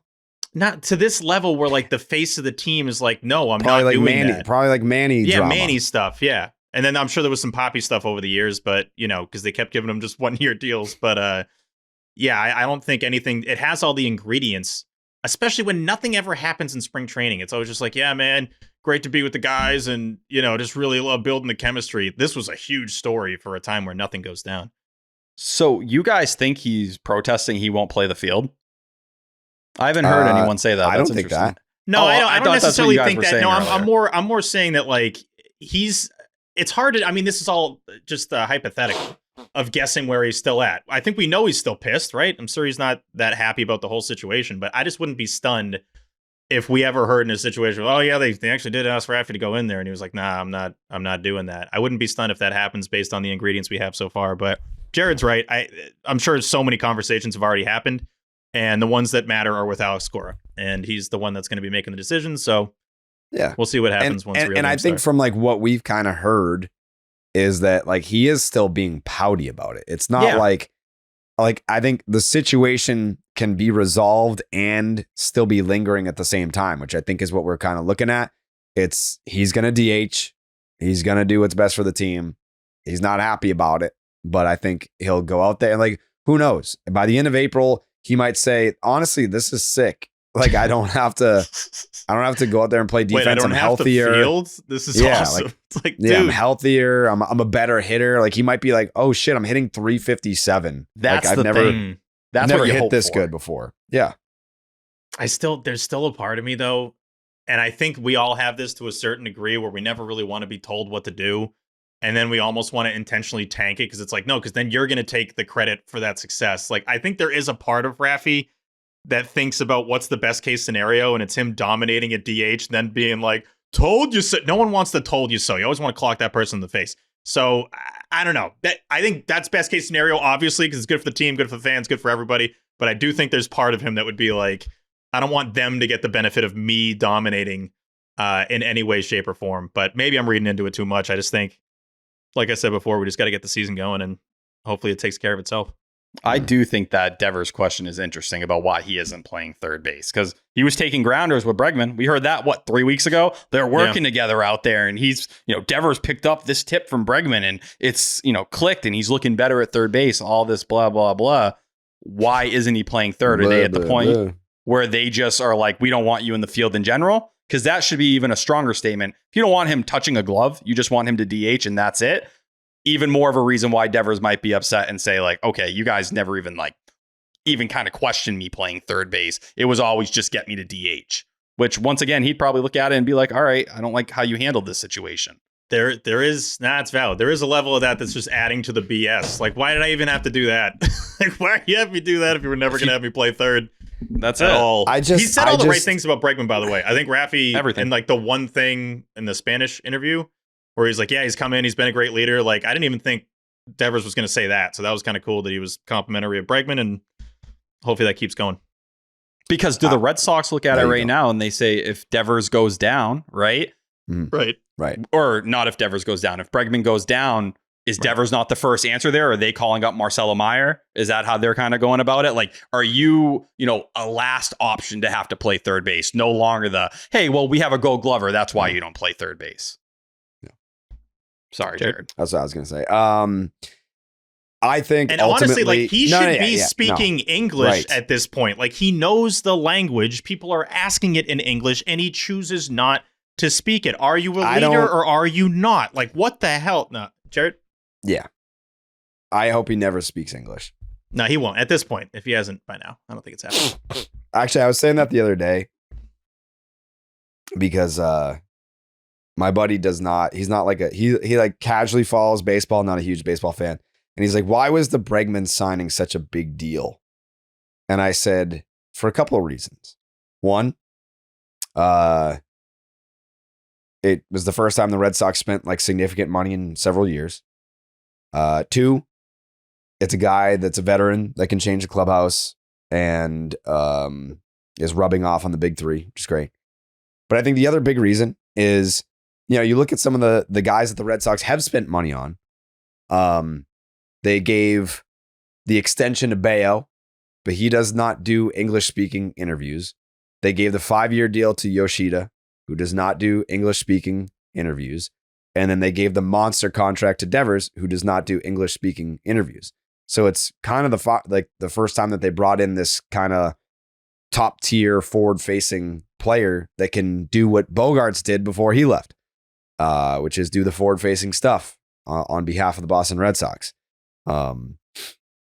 Because before that, it was like, all right, you had Chris Sale, but he was too hurt to kind of be that guy. Yeah, Story. The English he was speaking was like, I wish I was out there and I'm not. And I suck. Yeah. Story, like hurt all the time. So he was not the forward facing guy. Like it's been a while since it's like, hey, like we have a guy that plays every day that can, speak without an interpreter, which again, like I came at Stephen A. Smith because he was like, Shohei can't be the face of baseball because he can't speak the language. I was like, fuck that, dude. Like, I don't care what you say. You don't need to say anything to be the face of baseball, which Shohei clearly is. But there is sort of, there's a difference between face of baseball narrative, which like Shohei does not need to speak a word of English to be the face of baseball. Whereas like every team should have like that forward facing guy that can be the guy that you go to his locker every single game. Anyways, Christian Campbell. I know T was like, Marcelo Meyer, he's in the lineup at second base. I'm not going to read into it. You shouldn't read into it. Don't read into it. So because of that, I'm not reading into it. Like Christian Campbell. What did T sound like there? He was like, don't another day. People thought that was such a dickish tweet this morning. It was really? Because it was. Here's why. If you're Marcelo Meyer, do you read that and feel good? What I wrote? Yeah. I say, who the fuck are you? Are you the manager of the team? What the fuck do you know? T roasting T. That's what I would say. I'm just a fucking person tweeting. I thought you were talking to Meyer. No, he was talking of himself there. Yeah. Who the fuck like me? I'm going to tell you whether you're making the team or not? No, I think you're going to sit there and say, Cora told me in the last 48 hours everybody's got a shot. Yeah, and I'm going to get reps at second. Like everybody's got a shot. All right, so here's where I'm at on this. I think Christian Campbell's the guy at second base. I think we're stating the obvious there. But which was reported. I think as time goes on, and I like it's almost like when your band, your favorite band puts out an album and your favorite song just kind of always like changes with your mood. Like right now, I love Roman Anthony. I love Christian Campbell, but like it feels like my soul partner of the big three right now. Like which player's vibe speaks to me the most right now? It's kind of Meyer. And I don't know if it's because like, you know, Roman Anthony's the number one prospect in baseball. Christian Campbell is probably going to make the opening day roster. And it's just like, well, what about Meyer? Like, am I gravitating towards him because he's the underdog of the big three? Is it because I believe in the player, but I feel like he's being slept on so much that I want to attach myself to him so that I can like be the I told you so guy later on when he becomes a star and everyone else was looking over here at Roman and Christian? I don't know, but something is pulling me towards Marcelo Meyer right now. I think it's how he carries himself, right? Between the three of these guys, he seems to be the leader. And regardless of who has the perceived quickest path to Fenway, it doesn't seem like it's Marcelo, but he seems to be the guy that carries himself like, yeah, I'm like the oldest brother of the three, and these are my buddies here. T, I saw the clip you put out. I just saw it today before the show. The clip of them three with TC and Marcelo speaking highly of Roman Anthony, because that was kind of the question, like, what do you have to say about this guy over here? And Roman just having that look in his face was like, yeah, oh yeah, keep talking like positively about me, brother. It reminded me how much these guys have to do media together just in the last like year, and how much they've been paired together, and how much they need to talk about each other and hear each other talk about them. And they're probably so fatigued about it at this point. Like, how much do I have to keep talking about this guy? Like, it would be funny if they just, yeah, this guy sucks. Like, I don't like this guy at all. I'm going to get to the bigs before him. He's trash. Like, I'd like if they started mixing that in a little bit. Because at this point, how much more do they even have to say about each other in the big three? And I get it. We've all made like a huge thing out of it, but that was kind of a little side tangent. I just thought that clip was hilarious. And Roman like nodded at him in a way that was like, isn't this funny that we have to just keep like doing these availabilities and speaking so highly of each other? But Jerry, I think it's because Marcelo's the big brother of the three. And he seems like he's the underdog. I think it's because he's the underdog. You know, I don't even know if he knows that too. I think they look at each other as equals. I don't think they look at each other as like one's better than the other. I think they respect each other's game, but I think they're all pretty equally competitive. Yeah. I think it's a path thing as well. You know, because if Marcelo Meyer doesn't, if Marcelo Meyer makes it to the big leagues last, it's not because of an ability. It's because of an availability at the big league level. And he knows that's really all it is. He's aware of that. Yeah. So. Yeah. I think that's going to play a big part in this whole conversation here. He's never played 100 games in a professional baseball season before, or at any point in his life. I do think there's a little bit of like a Jackie Bradley Jr. 2013 to this conversation here, because you look at what Meyer's doing. He's torn up spring training this year. He's 11 for 31. He has a homer, 2 triples, had the homer in the spring breakout game, which gave the whole big three that other bump as well. And he's looked smooth as hell at shortstop. Second base, he's barely played it, and he looked smoother than Christian Campbell has. But I think it's similar to the point where JBJ hadn't played at AAA at that point in time. And it was like, all right, we're kind of rushing him up at this time. Maybe it's a little aggressive, and then he gets set down really quickly. I feel like with Marcelo Meyer, like he really needs that time at AAA to kind of just prove, go be a healthy baseball player. Go out there. You have stuff you need to work on at the plate. We know breaking stuff and off-speed stuff he's had problems with in the past. I don't know. At least for me right now, it feels a little aggressive to be pushing him into the opening day lineup. But I think them even including him in this conversation is them kind of tipping their cap to him and saying, hey, you came in here, you've balled out. Like, you deserve to be part of this conversation just out of a respect thing. And it's also for Vaughn Grissom. He's been passed by another guy on the depth chart. And I'm not trying to crap on the guy, but you start to look around and it's hard to see where he's going to get time moving forward here. If you got Campbell and Meyer and you're still figuring that out, a lot of people are going to have to fall off a cliff for you to get opportunities. I don't know why the Vaughn Grissom getting option thing today was such a big story. Like, I feel like, was that not always the plan? He never, well, people hoped he would threaten with David Hamilton, like, oh, you guys would put up a fight if Christian Campbell didn't perform. I don't think people realize how badly they want Campbell on the roster. And bless you. And for Grissom, like, What did he do this spring? He didn't do anything that made. Damn it. Is it worse? I don't know. You kind of sound better. We'll see. Yeah, that might have brought you back. Yeah, a little bit. I'm sure the teas helped too. But like, there was all that buzz about the work he did over the offseason. Did any of it matter? No. He still didn't look like a big bat at the plate, and they didn't even try to play him at other positions. They didn't even try to, third base, left field, let's increase your versatility. No, you're a second baseman, and the bat still hasn't made the impact many people were hoping for. And I think he's going to go to AAA and hit well. It's just, is he going to be worth it more than Meyer or Campbell? Probably are starting to think about a trade, and he's a second or third piece come the deadline. I could absolutely see that.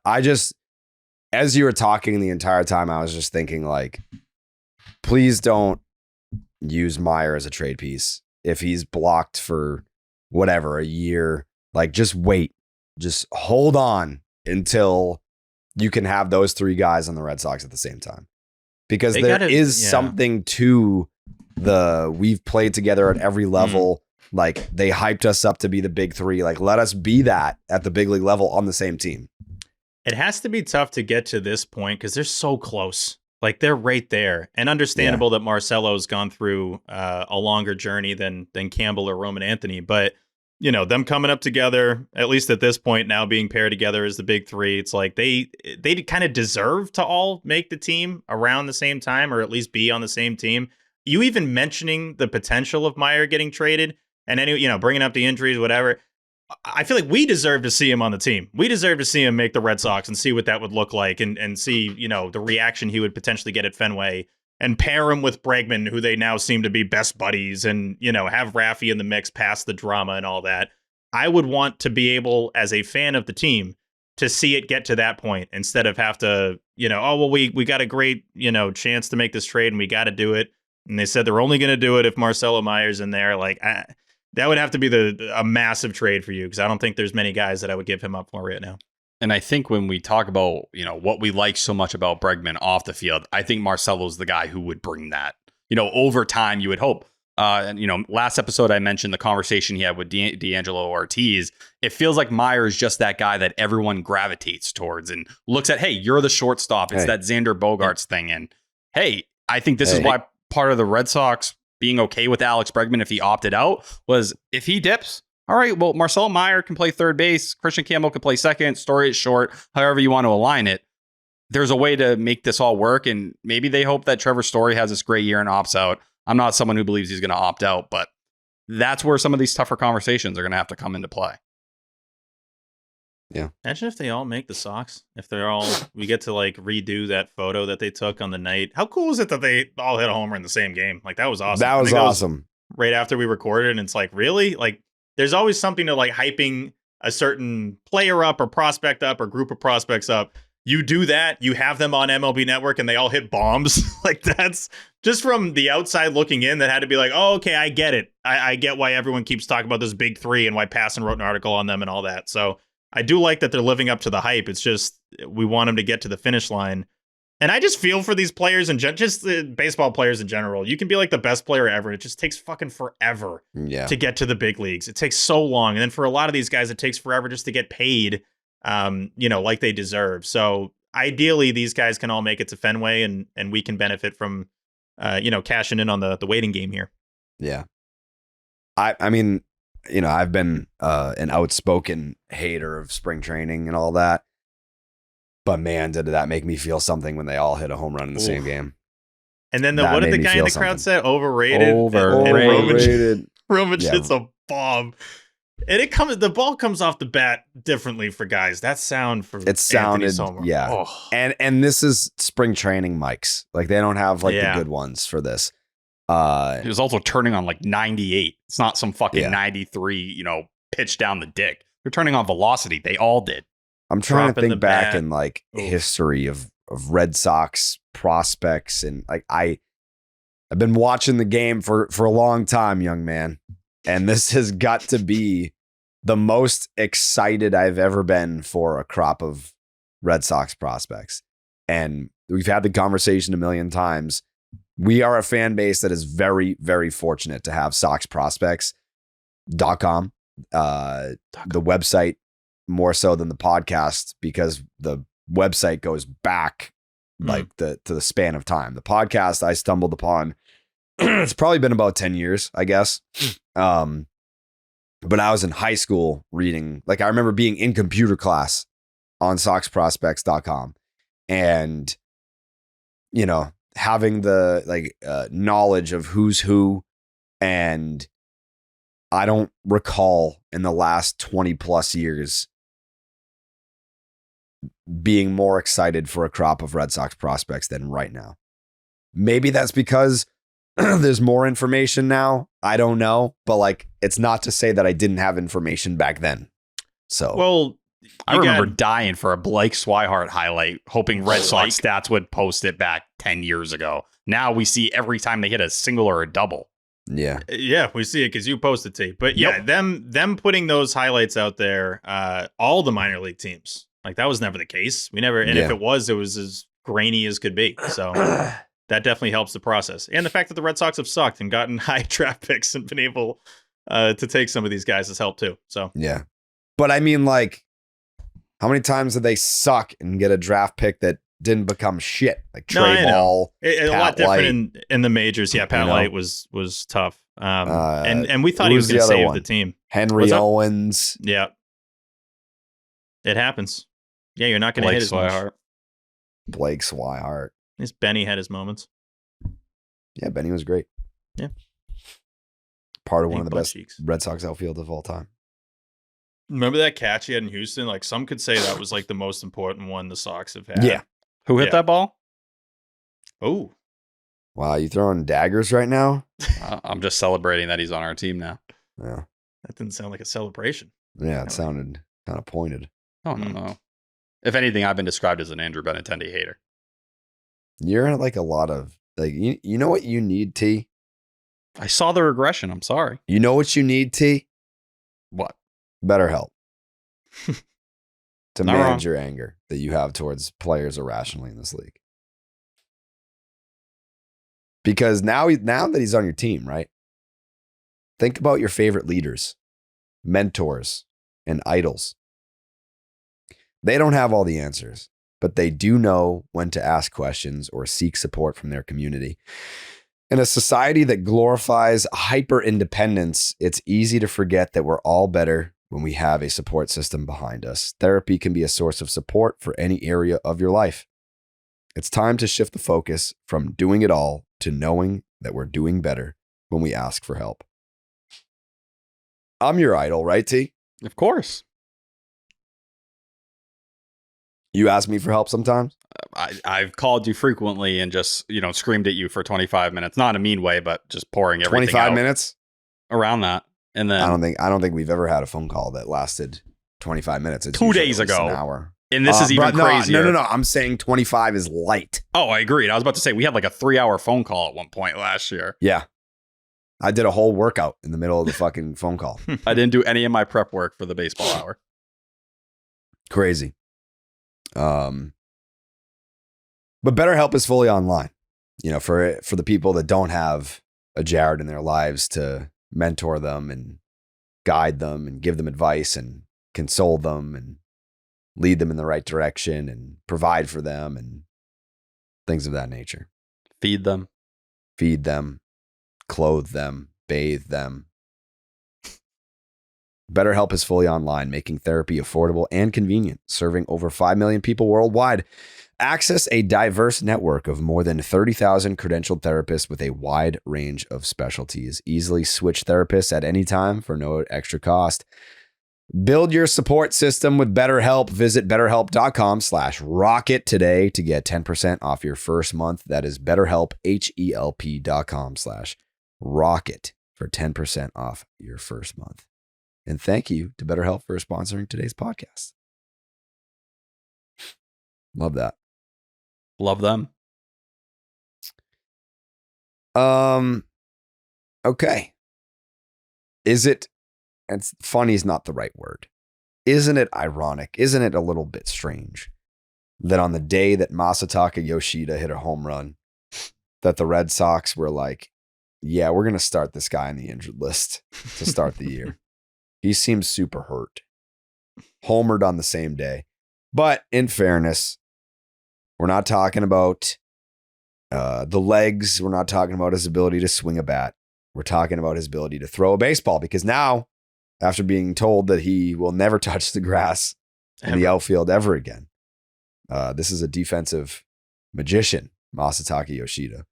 So he has to be able to throw the baseball, which means that if he's unable to do that, he has to start the year on the injured list, which is very convenient because Alex Bregman now can shift over to third base, and there's a need at DH. So Devers has to step up for the team and fill in for Yoshida at DH, which allows Christian Campbell to make the opening day roster at second base.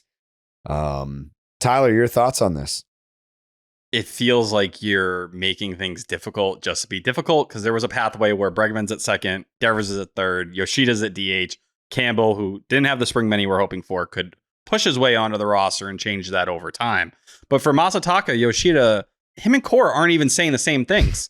Yoshida said, what? Yoshida said yesterday, he goes, yeah, I don't think I'm far off from playing in games. Cora today goes, he has a long way to go. He's throwing 90 feet right now. Like, where is he going to play? What's so funny? I think T says Japanese names very funny. I feel like Masataka Yoshida? Masataka Yoshida. Yeah, you sound like Christopher Walken. Yeah. Sorry.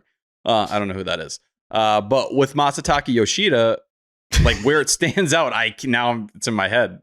Where is he going to play? Masataka I'd love to know. Yoshida. What's the role? What's the role? Cowbell Yoshida. Where are the at-bats coming from?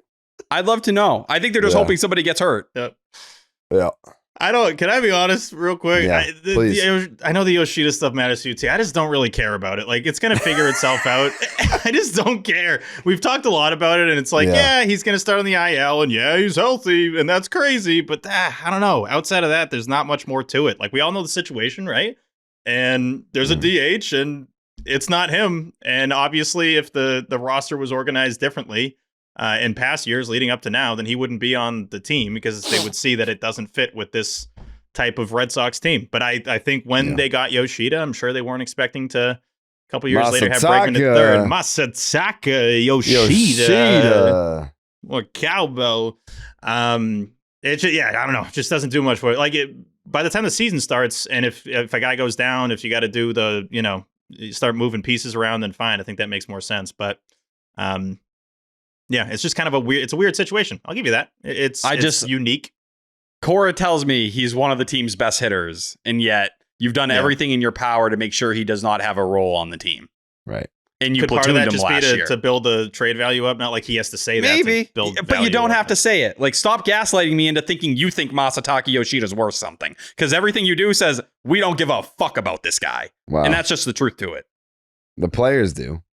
I bet, yeah. Players love him. But management and the manager, I think they could give a fuck less about Masataka Yoshida. I don't know if in a perfect world he's not on the roster. Yeah, I think that's a little aggressive. Yeah, I think they care about him as a human. You think they hate him as a guy? Masataka. I just don't. I think they wish he wasn't here. You're talking about Yoshida. I think he makes their life harder. Okay. That's what it feels like. I'm sure he does. I mean, the situation is obviously not great. It's one that he seems very popular amongst his peers. Well, he's super positive. He's the nicest guy ever. Have you heard anyone say something negative about Masataka? Like, no one would do that. So just attach a prospect and send I still them can't somewhere. believe they haven't been able to do that yet. I cannot believe that hasn't happened yet, or that there's no offers at all that come close to making sense. It blows my mind. Like, I don't want to pretend to be smart enough, and I've seen stats talk about it. They did on the Sox Prospects podcast. They think the MLBPA is going to have an issue with this. I don't know. I don't know what the case is, or with putting him on the injured list. Yes. How do they? The fact that he's hitting 321 this spring and he's played a month of games, and are there he rules? Played one are there inning specific last year. rules where you have to like prove an injury to make the injured list? I don't know how that goes. I'm assuming the player would have to complain and be like, "Hey, like, I'm healthy. I was the main DH for you last year." And like, just looking, where am I going to play? This feels more like roster manipulation to keep preserving depth more than, oh, I need to work on my arm so I can go and play the outfield. Because who's he playing over? And who is he platooning with? Didn't David Stearns get in trouble for this, or no? It was it was something like that. So it was someone is involved with the Mets. Yes, but it was before that. It was yeah, it was like 21, 22. when Brody was there, right? Would not be stunned if this becomes an issue, because you say it seems like roster manipulation. I mean, it is. Like, there's no other way to look at it. If he looks as healthy as he does right now, that's exactly what the Sox are doing. Everyone knows the situation, but to what degree can you make up an injury and then they don't come asking about what's going on? To your point, it probably would take the player being like, I'm fine, and they're putting me on the injured list. So, which I don't really see Masataka do. I don't see him causing a stink about this. I'm sure other players in his position would be making a real thing out of this, and he's not, to his credit. It felt like last year, though, we got pushback at times. There was some frustration over how they were using him playing time-wise, and it leaked out into when he was talking to the media. So, but that was fair, once again, it like was. But Core would tell you he had a shoulder injury, and they were on the same page the whole time. Clearly, the player wasn't. Yeah. So, like, there's an interesting, pattern here of players being treated in weird ways where they are upset and maybe don't like how the team's handling things. And like, I'd start to sit there and like, when it becomes multiple players and you have these situations kind of existing, that feels like a dangerous game to play, because you upset enough players, it creates a certain look for you when you go to pay others or do certain things. It's a where there's smoke, there's fire thing. If you start doing this enough times, and there's going to be guys that are going to speak up and make you look bad. So, you got one player who's already done it this year. No, I know. Hopefully we can just keep it at that number, but who knows? Jerry? I feel bad for him. Same. That's really it. I feel bad for him because it's not his fault that he's in this situation. It goes back to Heim signing him to a contract that I think was it's hindsight's 2020, because I think a lot of us were excited that he was signed in the first place, but I think it was a overzealous offer. I mean, what is it? Is it 15 a year? Yeah, 18. It's 590. 18. Okay. Still, for what he's capable of, I still don't think it's a terrible deal. Obviously, I do agree, but he can now that still Devers be that is a kind DH of a player for 30. Yeah, Yoshida for 18 doesn't look so bad if he's just a DH and the team receiving him only keeps him as a DH. But yeah, I don't know. I just feel bad for the guy because it's not his fault. Like, he chose Boston. Obviously, the Red Sox had the highest offer. They were super aggressive. And then he went there, and then they told him that he's not an outfielder anymore, that he's a DH. And then defense was clearly an issue, so they had to address it, which meant that, hey, we have a better DH technically because this guy's not good at defense, and you're just the odd man out. You can't have two lefty DHs. It just doesn't work that way. There was a pathway that you discussed the entire offseason saying Bregman was going to be at second, where Devers could have played third, and, I could have been in the lineup at DH. Except, no, you chose to make sure I didn't have a spot because you preferred an alternative. You want Campbell at second base. Well, if it comes down to it, are you really choosing Yoshida over Campbell if Campbell's as good as everyone says he is? If you're Yoshida, I'd say, look at the camp Campbell's had. What the hell has he done? I don't know. The potential of what he could be. Yeah, this is the game you're playing, right, though? Like, he's like, I hit 300 this spring. I'll say, and I've said it before on the program, you talk about war for players. Like, I think about complaints above replacement. I think Masataka Yoshida is very low. He has a lot of reason to be super pissed off, and we haven't heard much. I know what you're mentioning, T, about last year, but I'm trying to think of, the more we talk this through, I'm trying to think of other players in this situation. I just got to think a lot of them would be making a way bigger deal about this and be like, dude, find a way to either cut me, trade me, whatever. Get me out of this situation because it sucks. And he seemingly, anytime you see him in a photo or video, just has a big smile on his face and is like the talk of the team because he's making everybody happy. You got Duran with the, whatever it is, like Masataka Family Lifting Club or whatever the hell that shirt is. So yeah, I'm impressed with how he's handled this because I don't think whoever the replacement would be in that situation would have gone about it this way. It's just hard for me because it's like, it feels like we're treating a guy like he had a 112 OPS plus last year. It was 109 the year before. He had the same WAR in 32 less games last year. He's not like, bad. Acting like he's just, he's going to be your fifth outfielder. Like, it just feels like that is the wrong way to go about this because you already are going to have an issue when Roman Anthony, who, if Wilyer Abreu didn't exist, I would be telling you he needs to be on the opening day roster. And that trade didn't come to fruition this offseason. So when Roman Anthony's kicking the door down in 6 weeks and Wilyer Abreu starts looking like he needs to go to a bench role, It's going to be an interesting situation. It's like if you're Yoshida and you kind of just start looking at it, it's like, or if it's the Don Rafael, who knows, right?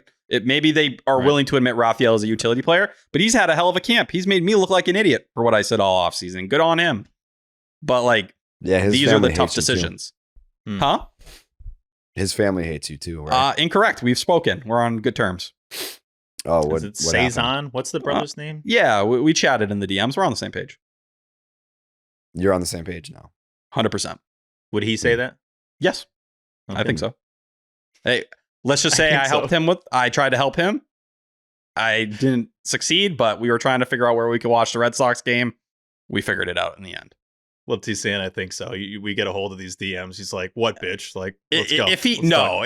Listen, there was some talk on the timeline, and sure, I don't blame him for feeling the way he does. I don't think I've ever been disrespectful about it. He's trying to give you analysis. He's online more than Bill James. Cedon's brother is online a lot. I would argue a little too much, but do your thing. Do your thing. He's standing up for his brother. So credit to him. That's it. And the fact that he reached out and was like, hey, if Dan Peralt was in the big leagues, you wouldn't be perusing Twitter to find out who was talking that shit. There's a difference, and you know this. You've been on the Twitter machine for a long time and seen a lot of people chirp. There's a difference between like searching for it and having it delivered to you, like in the mentions. If you're going out of your way to try to find stuff, which I think Cedon's brother, I haven't done like a deep dive on this, but I just always I'm playing the odds here. It's like he's always on the timeline. Tyler's not like a Twitter egg. So like you're gonna see it whether it's directed at you or not. Like Tyler. But I'm not saying Tyler stuff. Like T stuff obviously has eyes on it. I'm saying he has these reactions to a lot of people. Like I've just seen him chirping a lot of people, and it's like, dude, like even for your own well-being, you feel like you don't want to get in the mix that much, just on your brother's behalf. And if I'm Cedon, I'm like, let's pump the brakes a little bit. I don't know if we need all this going on, but it's a little reminiscent of the Alex Verdugo dynamic when his brother used to be inside the Red Sox community, and there was kind of a constant back and forth of him justifying maybe his shortcomings and on the field and stuff like that, and he created some more awkward conversations where it's like he probably does not want you doing this on Twitter. Probably not. Yeah, I think that the situations they're similar. They're a little bit different because I don't think Verdugo's brother was online or clapping back as much as Cedon's brother. But either way, I just think family members in general, it's like absolutely stand up for your people. But the second you start going out of your way to make it a whole thing on social, it just becomes kind of a shit show. It's going to be a lot easier when the team's good. You know what I mean? Because then there's not as much negativity around the team. I mean, in 2021, the Red Sox, I believe, are in first place at the trade deadline. And I think the media market was still debating whether or not they were worthy of their time. Oh, yeah. But just percentage. So they've got to be good for a while. That was happening until September 30th of that year, man. They had to clinch a playoff spot to even get the acknowledgement. It is. We view that season, and I don't say us, like we know how it went down, but I think as a fan base, it gets looked at, oh man, 21. It's like, no, that was 21 the year. that was a grind. They got in on the last day. Yeah, it was a grind. They barely got in. It was what, Finnegan's Rainbow? Was that the call? I'm still trying to figure what that is. But. Yeah, that was it. Wow. But yeah, that was quite they lost the series to the Orioles, and that's when the Orioles were bad. That was the last game of the season. Got smoked. Yeah. I'm getting a little concerned about the Garrett Crochet extension. I'm starting to lose hope that this thing gets done.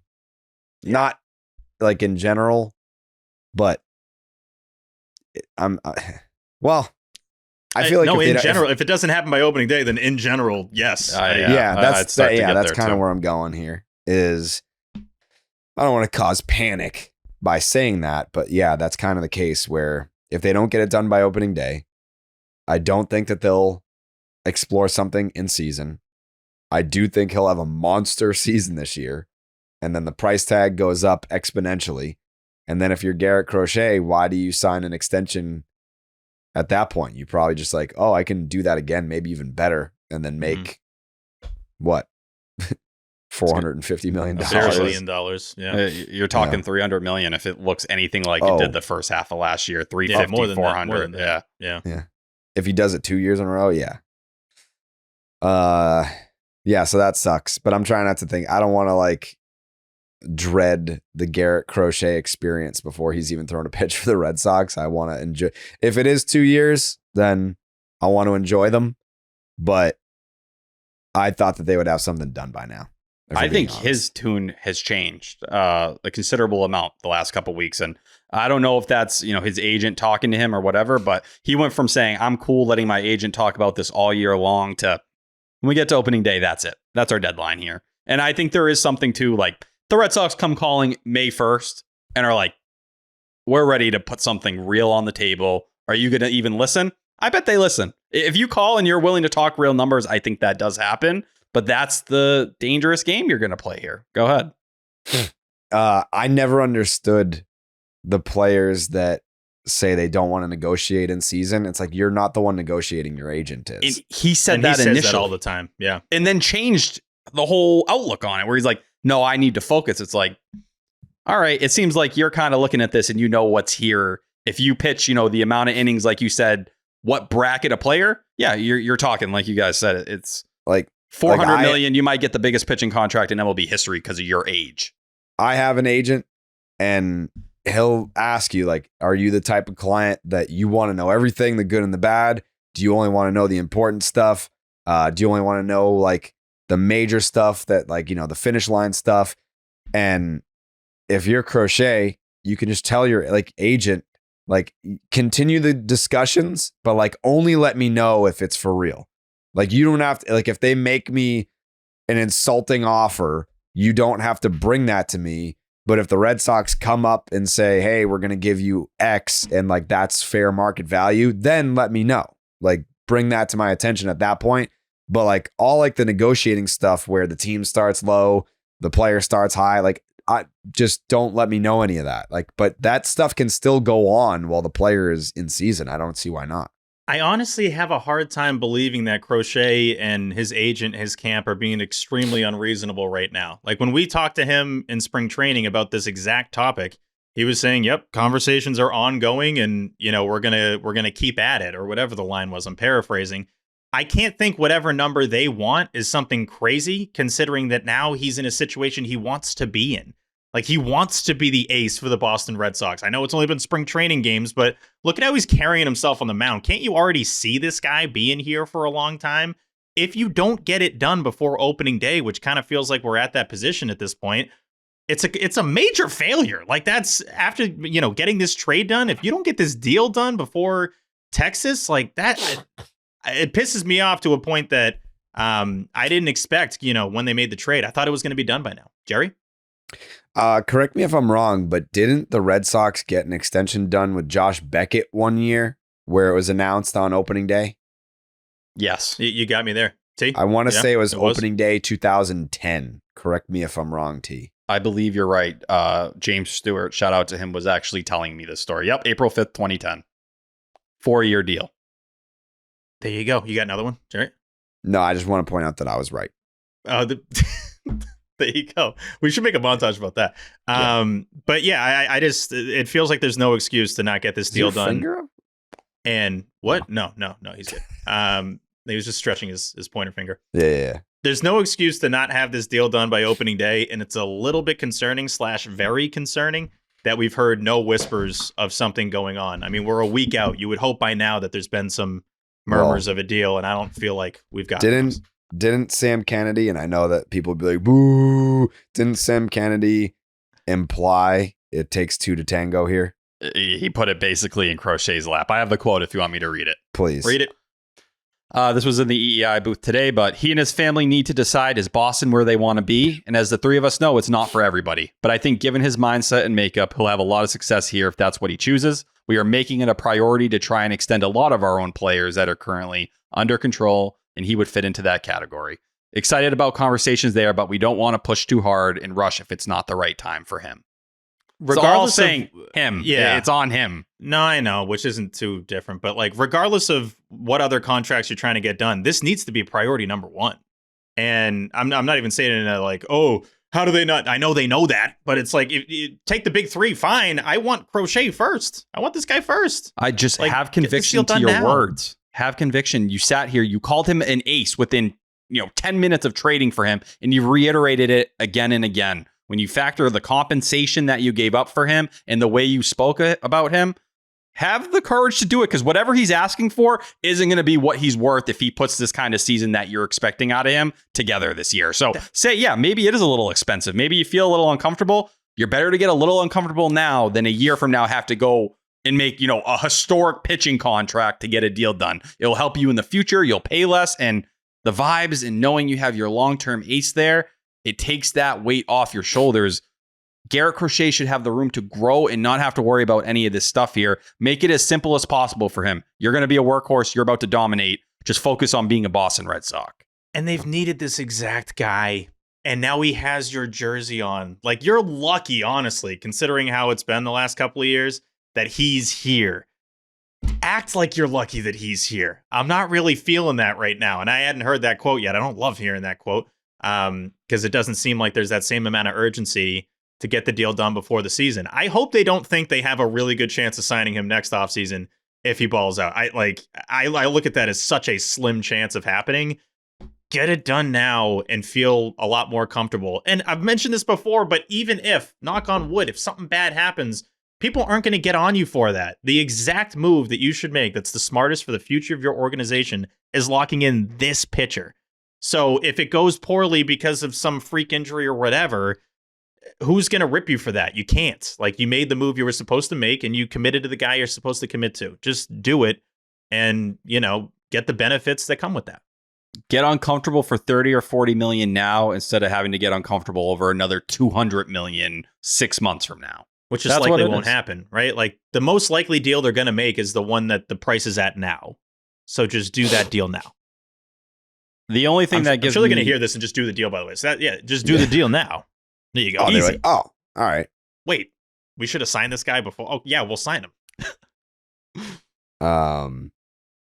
Yeah, I'm not optimistic at this point. I hope I'm wrong. No. I hope there is usually this last week, though, big pushes, right? Like, if they're playing this game, like, this is where we are, you are, maybe this week is where they say, all right, we're putting our best offer, at least for now, on the table. But it feels like to me with Crochet, when he put that opening day there, he was like, hey, I'm putting the pressure on you guys. Let's fucking go. Here's a deadline. Someone has to put fire or pressure on someone. This was really his only leverage tool. Right. Speaking of the rotation, Giolito, it's a hamstring. I mean, they're going to have some... The Players Association is going to have some questions for the Red Sox because Bradford asked Giolito how he feels, and he said, I feel 100%. Same day on the injured list. Couldn't feel better. I feel fucking awesome, dude. Injured list. Brian Bayo, what's the latest on Bayo? I know that they were saying like early April, so it's like, okay, so you're going to miss a couple weeks of the season. What do you do? Yeah, next week he should be up to 4 or 5 innings. He's hoping first or second week of April, but he's building up, getting stronger. No problems there. So I don't know if you heard me, T, on 98.5, the fucking Sports Hub. But I was asked by Felger about the rotation, and I was like, well, I'm not, concerned about the Giolito thing. He said he was fine. Whatever, it's precautionary. Bayo, it's going to be early April. Excited about Crochet. The potential is high for Walker Buehler. Who am I missing? Tanner Houck. Houck, I said, I think he could be better this year than he was last year, which is not great. Missing a ton of bats this spring. It's spring. He's notoriously sucked in spring. Not last year when he had his best year. Whoop-de-doo. I don't care about spring. Pedro Martinez sucked in spring training. Anyways. I just want him to miss bats. Okay. And I said that the Red Sox have great rotation depth. And I mentioned Quinn Priester and I mentioned Dick Fitz. And then they said, well, who are these guys? And what are their track records? And I said, well, they don't really have any at the big league level, but they throw 96, 97. Like, that plays at the big league level. We'll see what, like, they are bodies that can go.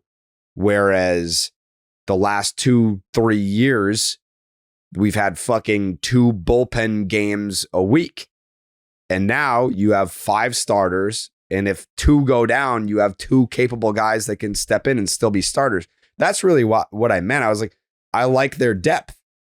And I got mocked for this take. Am I wrong for saying the Red Sox have good depth in their rotation?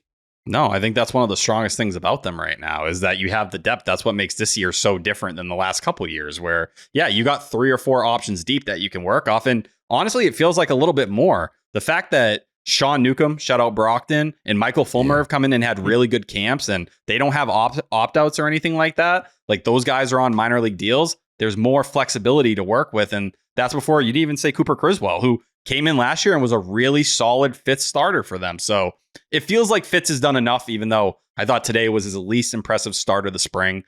Did not have the strikeout stuff. The command wasn't very good. And the velocity, it's still been a tick up, but it is losing a little steam as he works deeper into these games. It feels like Fitz has done enough. Quinn Priester's last outing was disappointing, and he made it clear after the game. He was like, I got to be better. It's just not good enough. I'm trying to compete to win a job. And I think his next start is going to be a really big kind of test for him about whether he gets that 5th starter spot or not. And if it's Criswell over him, is anyone flinching? No, it's 1 or 2 starts. It's a week. Nothing here is long term. The Yankees and Orioles have long term injuries. You have to make it through 2 weeks of a season. You'll be fine. Steve?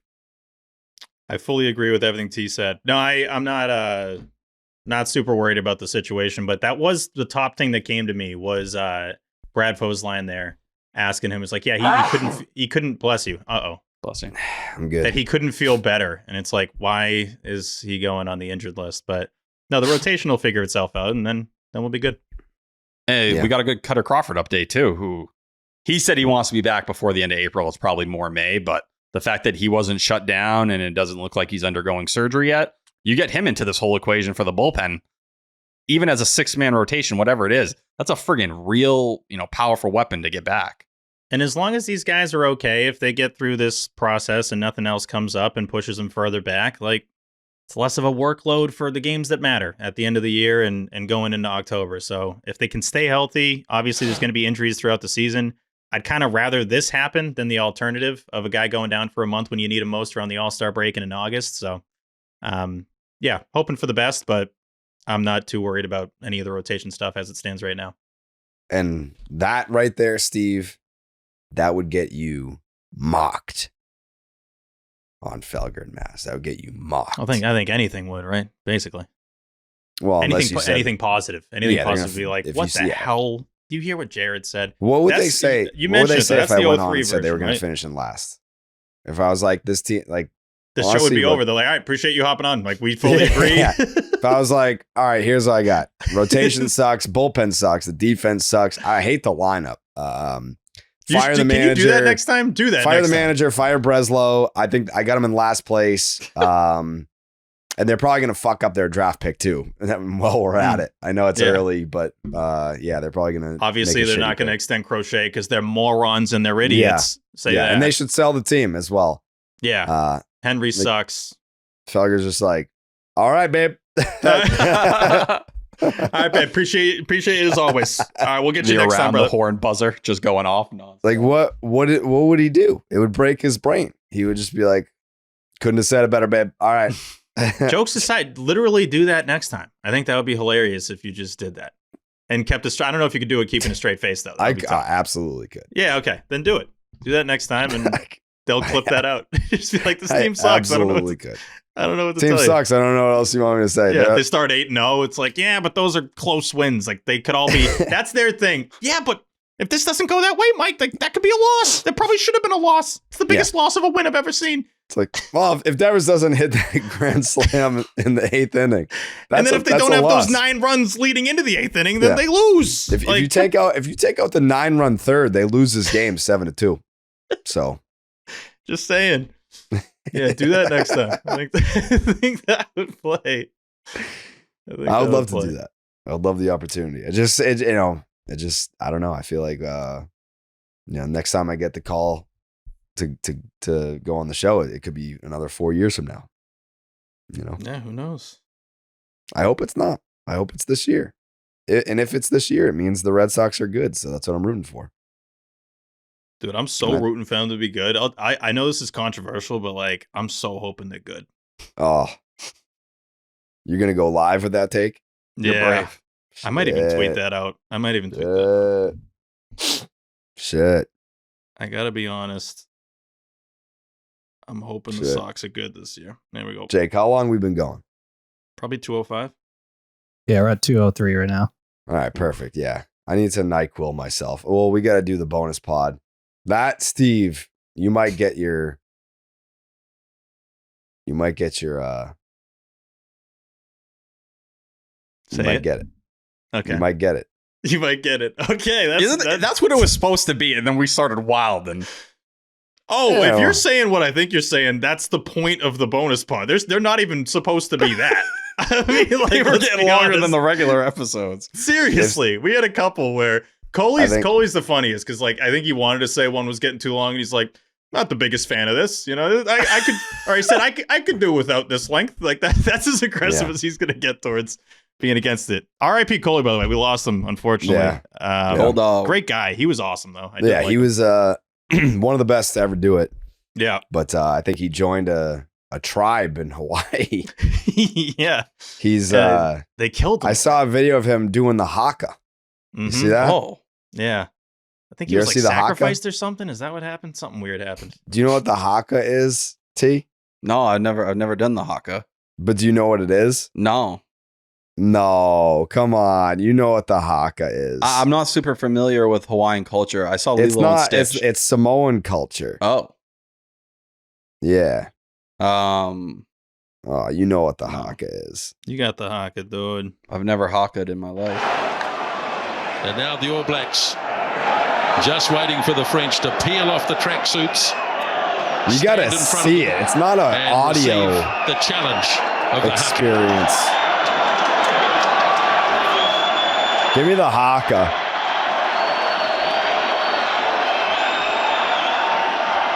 Give me the haka. Come on.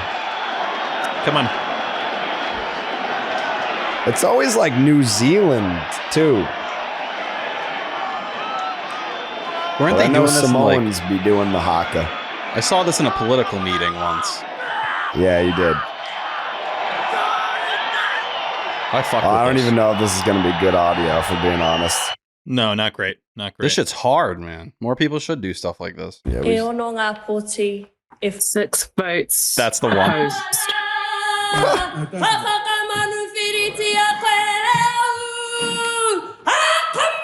Yeah.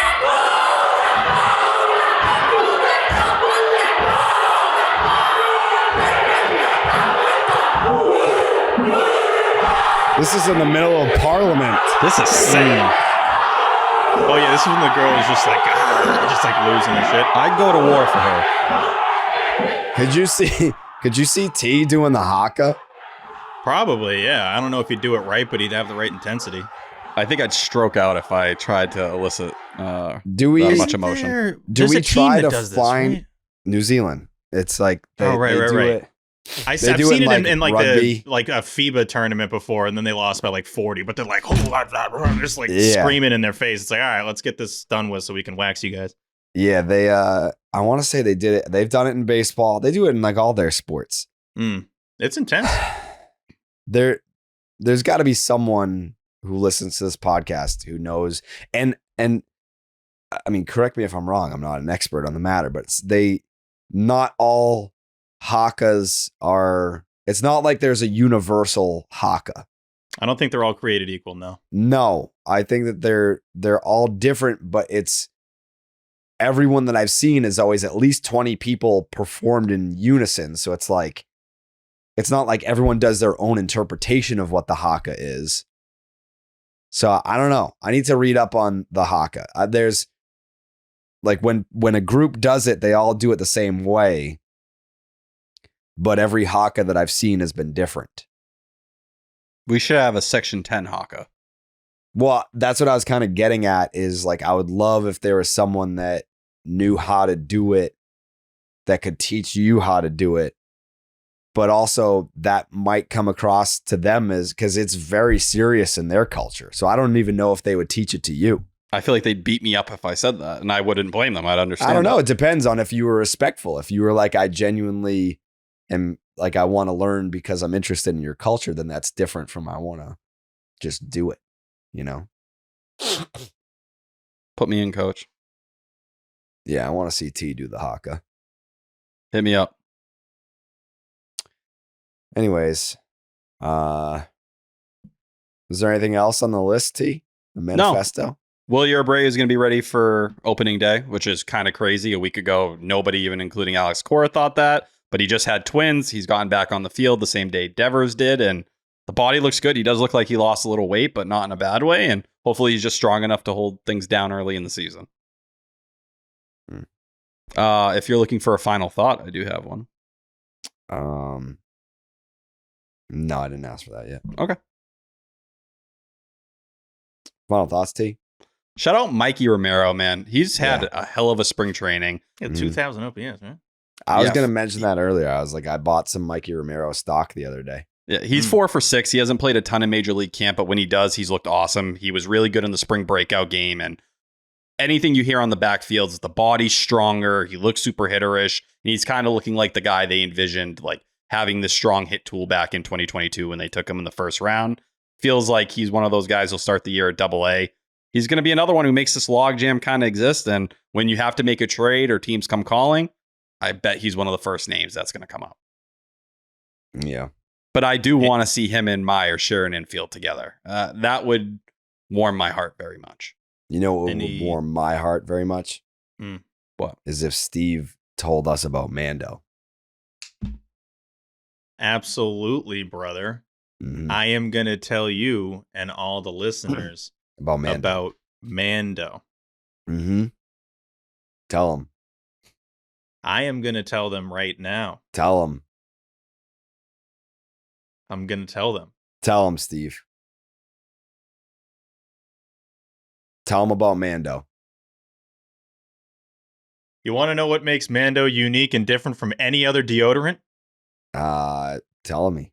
It's a whole body deodorant. Safe to use anywhere on your body. Pits, balls, thigh folds, belly buttons, butt cracks, and feet. Created by a doctor who saw firsthand how normal BO was being misdiagnosed and mistreated. Clinically proven to block odor all day and control odor for up to 72 hours. Gee, that's 3 days. Mando deodorant product options include solid deodorant stick, which is formulated and powered by mandelic acid to stop odor before it starts. Spray deodorant, which is aluminum free and ideal for hard to reach places.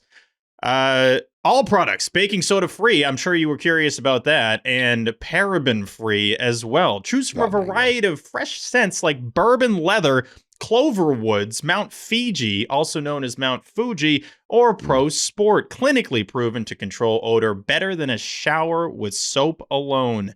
12 hours after a shower, the average man's grundle odor level was a 5 out of 10. With Mando, the average grundle odor level is a 0 out of 10. You guessed it. You want to try America's #1 whole body deodorant formula right now? You can. Go to Walmart, Target, and other retailers across the country. For the best deals, go to shopmando.com. Mando's starter pack is perfect for new customers. It comes with a solid stick deodorant, cream tube deodorant, 2 free products of your choice, and free shipping. As a special offer for our listeners, new customers get $5 off a starter pack with our exclusive code. That equates to over 40% off your starter pack by using code SECTION10, that's section 10, at shopmando.com. Please support our show and tell them we sent you. Smell fresher, stay drier, and boost your confidence from head to toe with Mando. I feel like your grundle's got to be whack as shit, Steve. Whack as shit? It stinks. Whack as shit, dude. I mean, I got a great grundle. You're saying I shower a lot. Is that what we're talking about? Like, I stay clean. No. I'm not saying you don't shower. I'm saying, like, are you Mandoing up the GPs? Well, now, yeah, because of them partnering with us at Section 10. So before would have been correct. Before 5 out of 10. Now it's a 0 out of 10 on the stank meter. Yeah. T, you had another thought? Yeah, actually, it was on Mando. The day I showed up to Nesson and smelled like shit, like Steve told me, I actually did not have that yet. And ever since then, I've been using it, and Steve hasn't complained since. So, yeah, really shout out to Mando. It wasn't that bad, T. You didn't smell great, but it wasn't like that bad. Like, it could have been worse. And we were also sitting so close to each other. We were like right next to each other. So, like, if there was any stink, I was going to smell it. But with Mando, no stink. It's just like that one time someone tells you your breath stinks or you smell, that will always exist in my brain now. Go ahead, J-Dog. My final thought, I really want to bring these pullovers back. Oh, incredible. You said they were from 03? I remember those. Yeah, the 03 I remember Mike ones. Myers wearing one of those for some reason. That was 05. We're all 05. Yeah. Yeah, this one, like, this is like Todd Walker's. You know what I mean? Mm-hmm. This is like a fucking John Burkett. Oh, that's a good was one. Wearing these, you know? Hundo P. This was like fucking Mark Malaska was putting these on. You know? That was probably like Dave McCarty. Dave McCarty was wearing these. Yeah. You know? You know? Like, before he got up to throw some pitches, like, Terry Adams was wearing one of these. Big time. Big time. And he was only wearing it because of Ramiro Mendoza. Mendoza was chucking with these on. Bruce Chen? Bruce Chen, he might have worn it. I don't know if he wore that. I think he said he didn't like it. Yeah. It was too tight for him. Yeah, he wore the navy blue one, which was known to be looser. What about Chad Fox? Chad Fox was not allowed to wear these, no. Yeah, well, because of the incident. Right, yeah. Yeah, we don't talk about it. But, you know, this was something that that Scott Williamson was running the outfield track to warm up in, you know? You know who definitely was wearing this? I can almost guarantee it. Jeremy Giambi. Jeremy Giambi had these. Yeah, but he cut the sleeves off. Yeah, he did. Yeah. He still had it, though. Yeah, he still had it, but yeah. Cut the sleeves off. Like Abe Alvarez had one of these on the day that he got called up. You know, he had Andy Abad. No, Abad didn't. No, he wouldn't wear these. No, I don't know why, but it was like a preference thing. Yeah. You know who had one of these? Like him. Yeah, who had? You know who had one of these? Yeah, Casey Fossum. Oh yeah, yeah. He had a couple. He would wear 2 in a day. He would wear different versions. Yeah, right. Yep. Yeah, he would cut it off at the elbows. Mm-hmm. Yeah. Yeah, I don't know why he did that, but he did. I don't know. But you know what was crazy was Ellis Burks was wearing these. You know. Didn't play a lot, but he had them on. Well, that's why he had it on. He wasn't playing. Loomer? Yeah. I don't know yeah, I think he might have. Okay. I think he had the blue one. I think he had the blue one. Yeah, he didn't have the red one. Yeah. Yeah. This is crazy. I didn't somehow picked every player that didn't wear it. I know. Wait, Gabe Kapler used to wear that. Oh yeah, Gabe Kapler wore these. I remember when he would sign autographs to the fans before the games. He would wear. He wore the red one. Like, had the red one on. Yep. Robert Person. Who the fuck is that? He was on the team. No, he wasn't. 2003, he pitched in 7 games. No, he didn't. No, he didn't. I wasn't watching, so I'll take your word for it. No, he didn't. He was not there. Didn't happen. He was not there. I was there. He was not there. Yeah, but you know who was there? Who? Alan Embry. Mm-hmm. Yes, he was. He was there. Yep. I think BK Kim had one of those. Yeah, I remember he was wearing one. I'm pretty sure Lou Merlone the next year purposely tried to slide in and spike BK Kim at home plate. Yeah. Because he took the last one of those, and Lou said he wanted one. And he's he like, was don't like, leave me with one of the blue ones. And he's like, I don't care. He's like, I want the red one. Yep. Yep. But BK Kim had the last one. Todd Jones? Nope. I don't think so. I don't remember him having one of those. No, I don't think he had one that year. Yeah. Bam. I don't remember why. Didn't seem like it was that popular then. No. A lot of people had it. Yeah. Just not the ones There's specific ones that just didn't have it, and I feel like you're naming them. Yeah. Maybe that's the list I'm looking at. Yeah, you're looking at the non-red pullover list. Yeah, for the 03 Shout out Sox. B-Ref. Yeah. Mm-hmm. I mean, Terry Francona wore these every game. Oh, yeah. Every single night. Absolutely. Got in trouble for it. I know. Yeah. Mm-hmm. Jake's takes. Just shout out Jared for fighting through a bad sneeze, you know? I mean, you get hit with a bad sneeze early, you never know what's going to happen. And he just kept it professional, just fought straight through. So good stuff. Thank you, Jake. I appreciate that a lot. 532 episodes of Section 10. I've been sick for probably 25 of them. Sounds about right. Yeah, you've had that many flu games. Yeah. Like if I get sick, it's not a, hey, you guys go get it. It's a, hey, let's battle through this one. Yes, Tyler? Not to interrupt your story. You did, but go ahead. Today's an important day in the Section 10 lore. Yeah, it's the 1 year anniversary of Section 10 coming back. Mm-hmm. With the dog. With the dog. Shout out to Underdog for making it happen. Steve. It feels like it's been much longer. Go ahead, Steve. It does feel like it's been much longer. If you had more to say, definitely take the floor. You got more with that take? I think it's a good thing that it feels longer. It feels like we're home, and 1 year feeling like 3 years is a good thing. It means that we're comfortable, and we've, it's not like we're not in a situation where we feel like we have to have our backpack ready to go just in case. Like I've unpacked, I put the suitcase in the closet, I've put my clothes in the drawers, and I'm looking forward to many, many years with the dog. So shout out. Very glad with how last year went. We got to accomplish a lot, even though the team accomplished nothing. So the fact that we're in the position we're in now, going into a season where the team should be really good, is super promising. I was telling the fellas, Eamon and Jake and Jeremy, that video, anytime it's like a throwback or it's like a year ago today or 5 years, you always expect that the video is going to like just not look great. It just looked awesome. It was great. That whole announcement video, I loved how it went. People in the comments saying, they had no idea that was going to happen. I'm glad we were able to keep the surprise and that it didn't leak. That part was really cool. So yeah, it's been a fun year and excited for many more. But here's the reasoning for my finger up, Jared. Steve, can you ask me for my closing thoughts? You got any final thoughts, Steve? Yeah. Final thoughts. Real quick, something that I care a lot about and that you should obviously care about, and we've talked about on this program, the Grapefruit League title. The Red Sox have a real chance.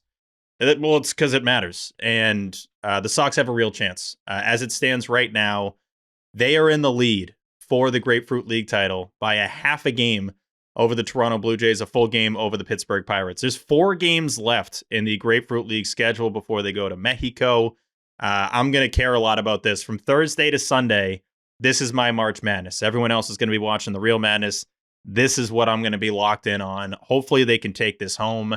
Obviously, the last time they did it was 2018. To my knowledge, they have 3 Grapefruit League titles, 2018, 1999, and 1998. This would add to that list, obviously, and make a huge difference. I need the Sox to win the Grapefruit League title, and they're so close to another banner. So hoping it happens. And we shall see how this shakes out. And lastly, and most important, The Residents on Netflix drops tomorrow. Today, when you're listening. It drops today. 20th. 8 episodes. Dan Peralt is obviously the lead. Yep. And check that out on Netflix and support the Peralt of the year. And that's all. I can't wait. That's going to be my weekend. Mm-hmm. Is it episodic or are they dumping them all at once? And they're dumping. It's a drop. I can't wait. I mean, think about it. You got that and the Grapefruit League title pursuit. Hell of a weekend coming up. My puppy. What day? Tomorrow. This is a big weekend. Today. I'll be over. Nope. Yep. Nope. You told me I was always welcome at your house. No, I didn't say that. You did. I remember. No, I didn't say that. I take it back then if I said that. Are you going to reveal the pup's name? Not yet. Going to do a big reveal. I can't wait till I come over next.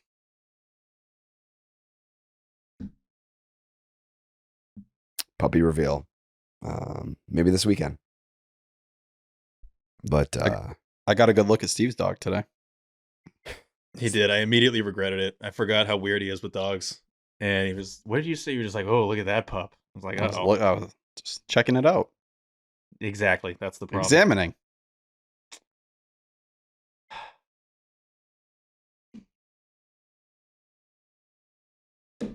Mm. You know, Coley. Hopefully Coley comes back. I know. When he's with the tribe, you never know what's going to happen. Yeah. All right. We'll see you Friday for the bonus pod. Clean 40, some people are saying. We'll see you then. Ba-doop, doop, doop. Buenas noches, amigos.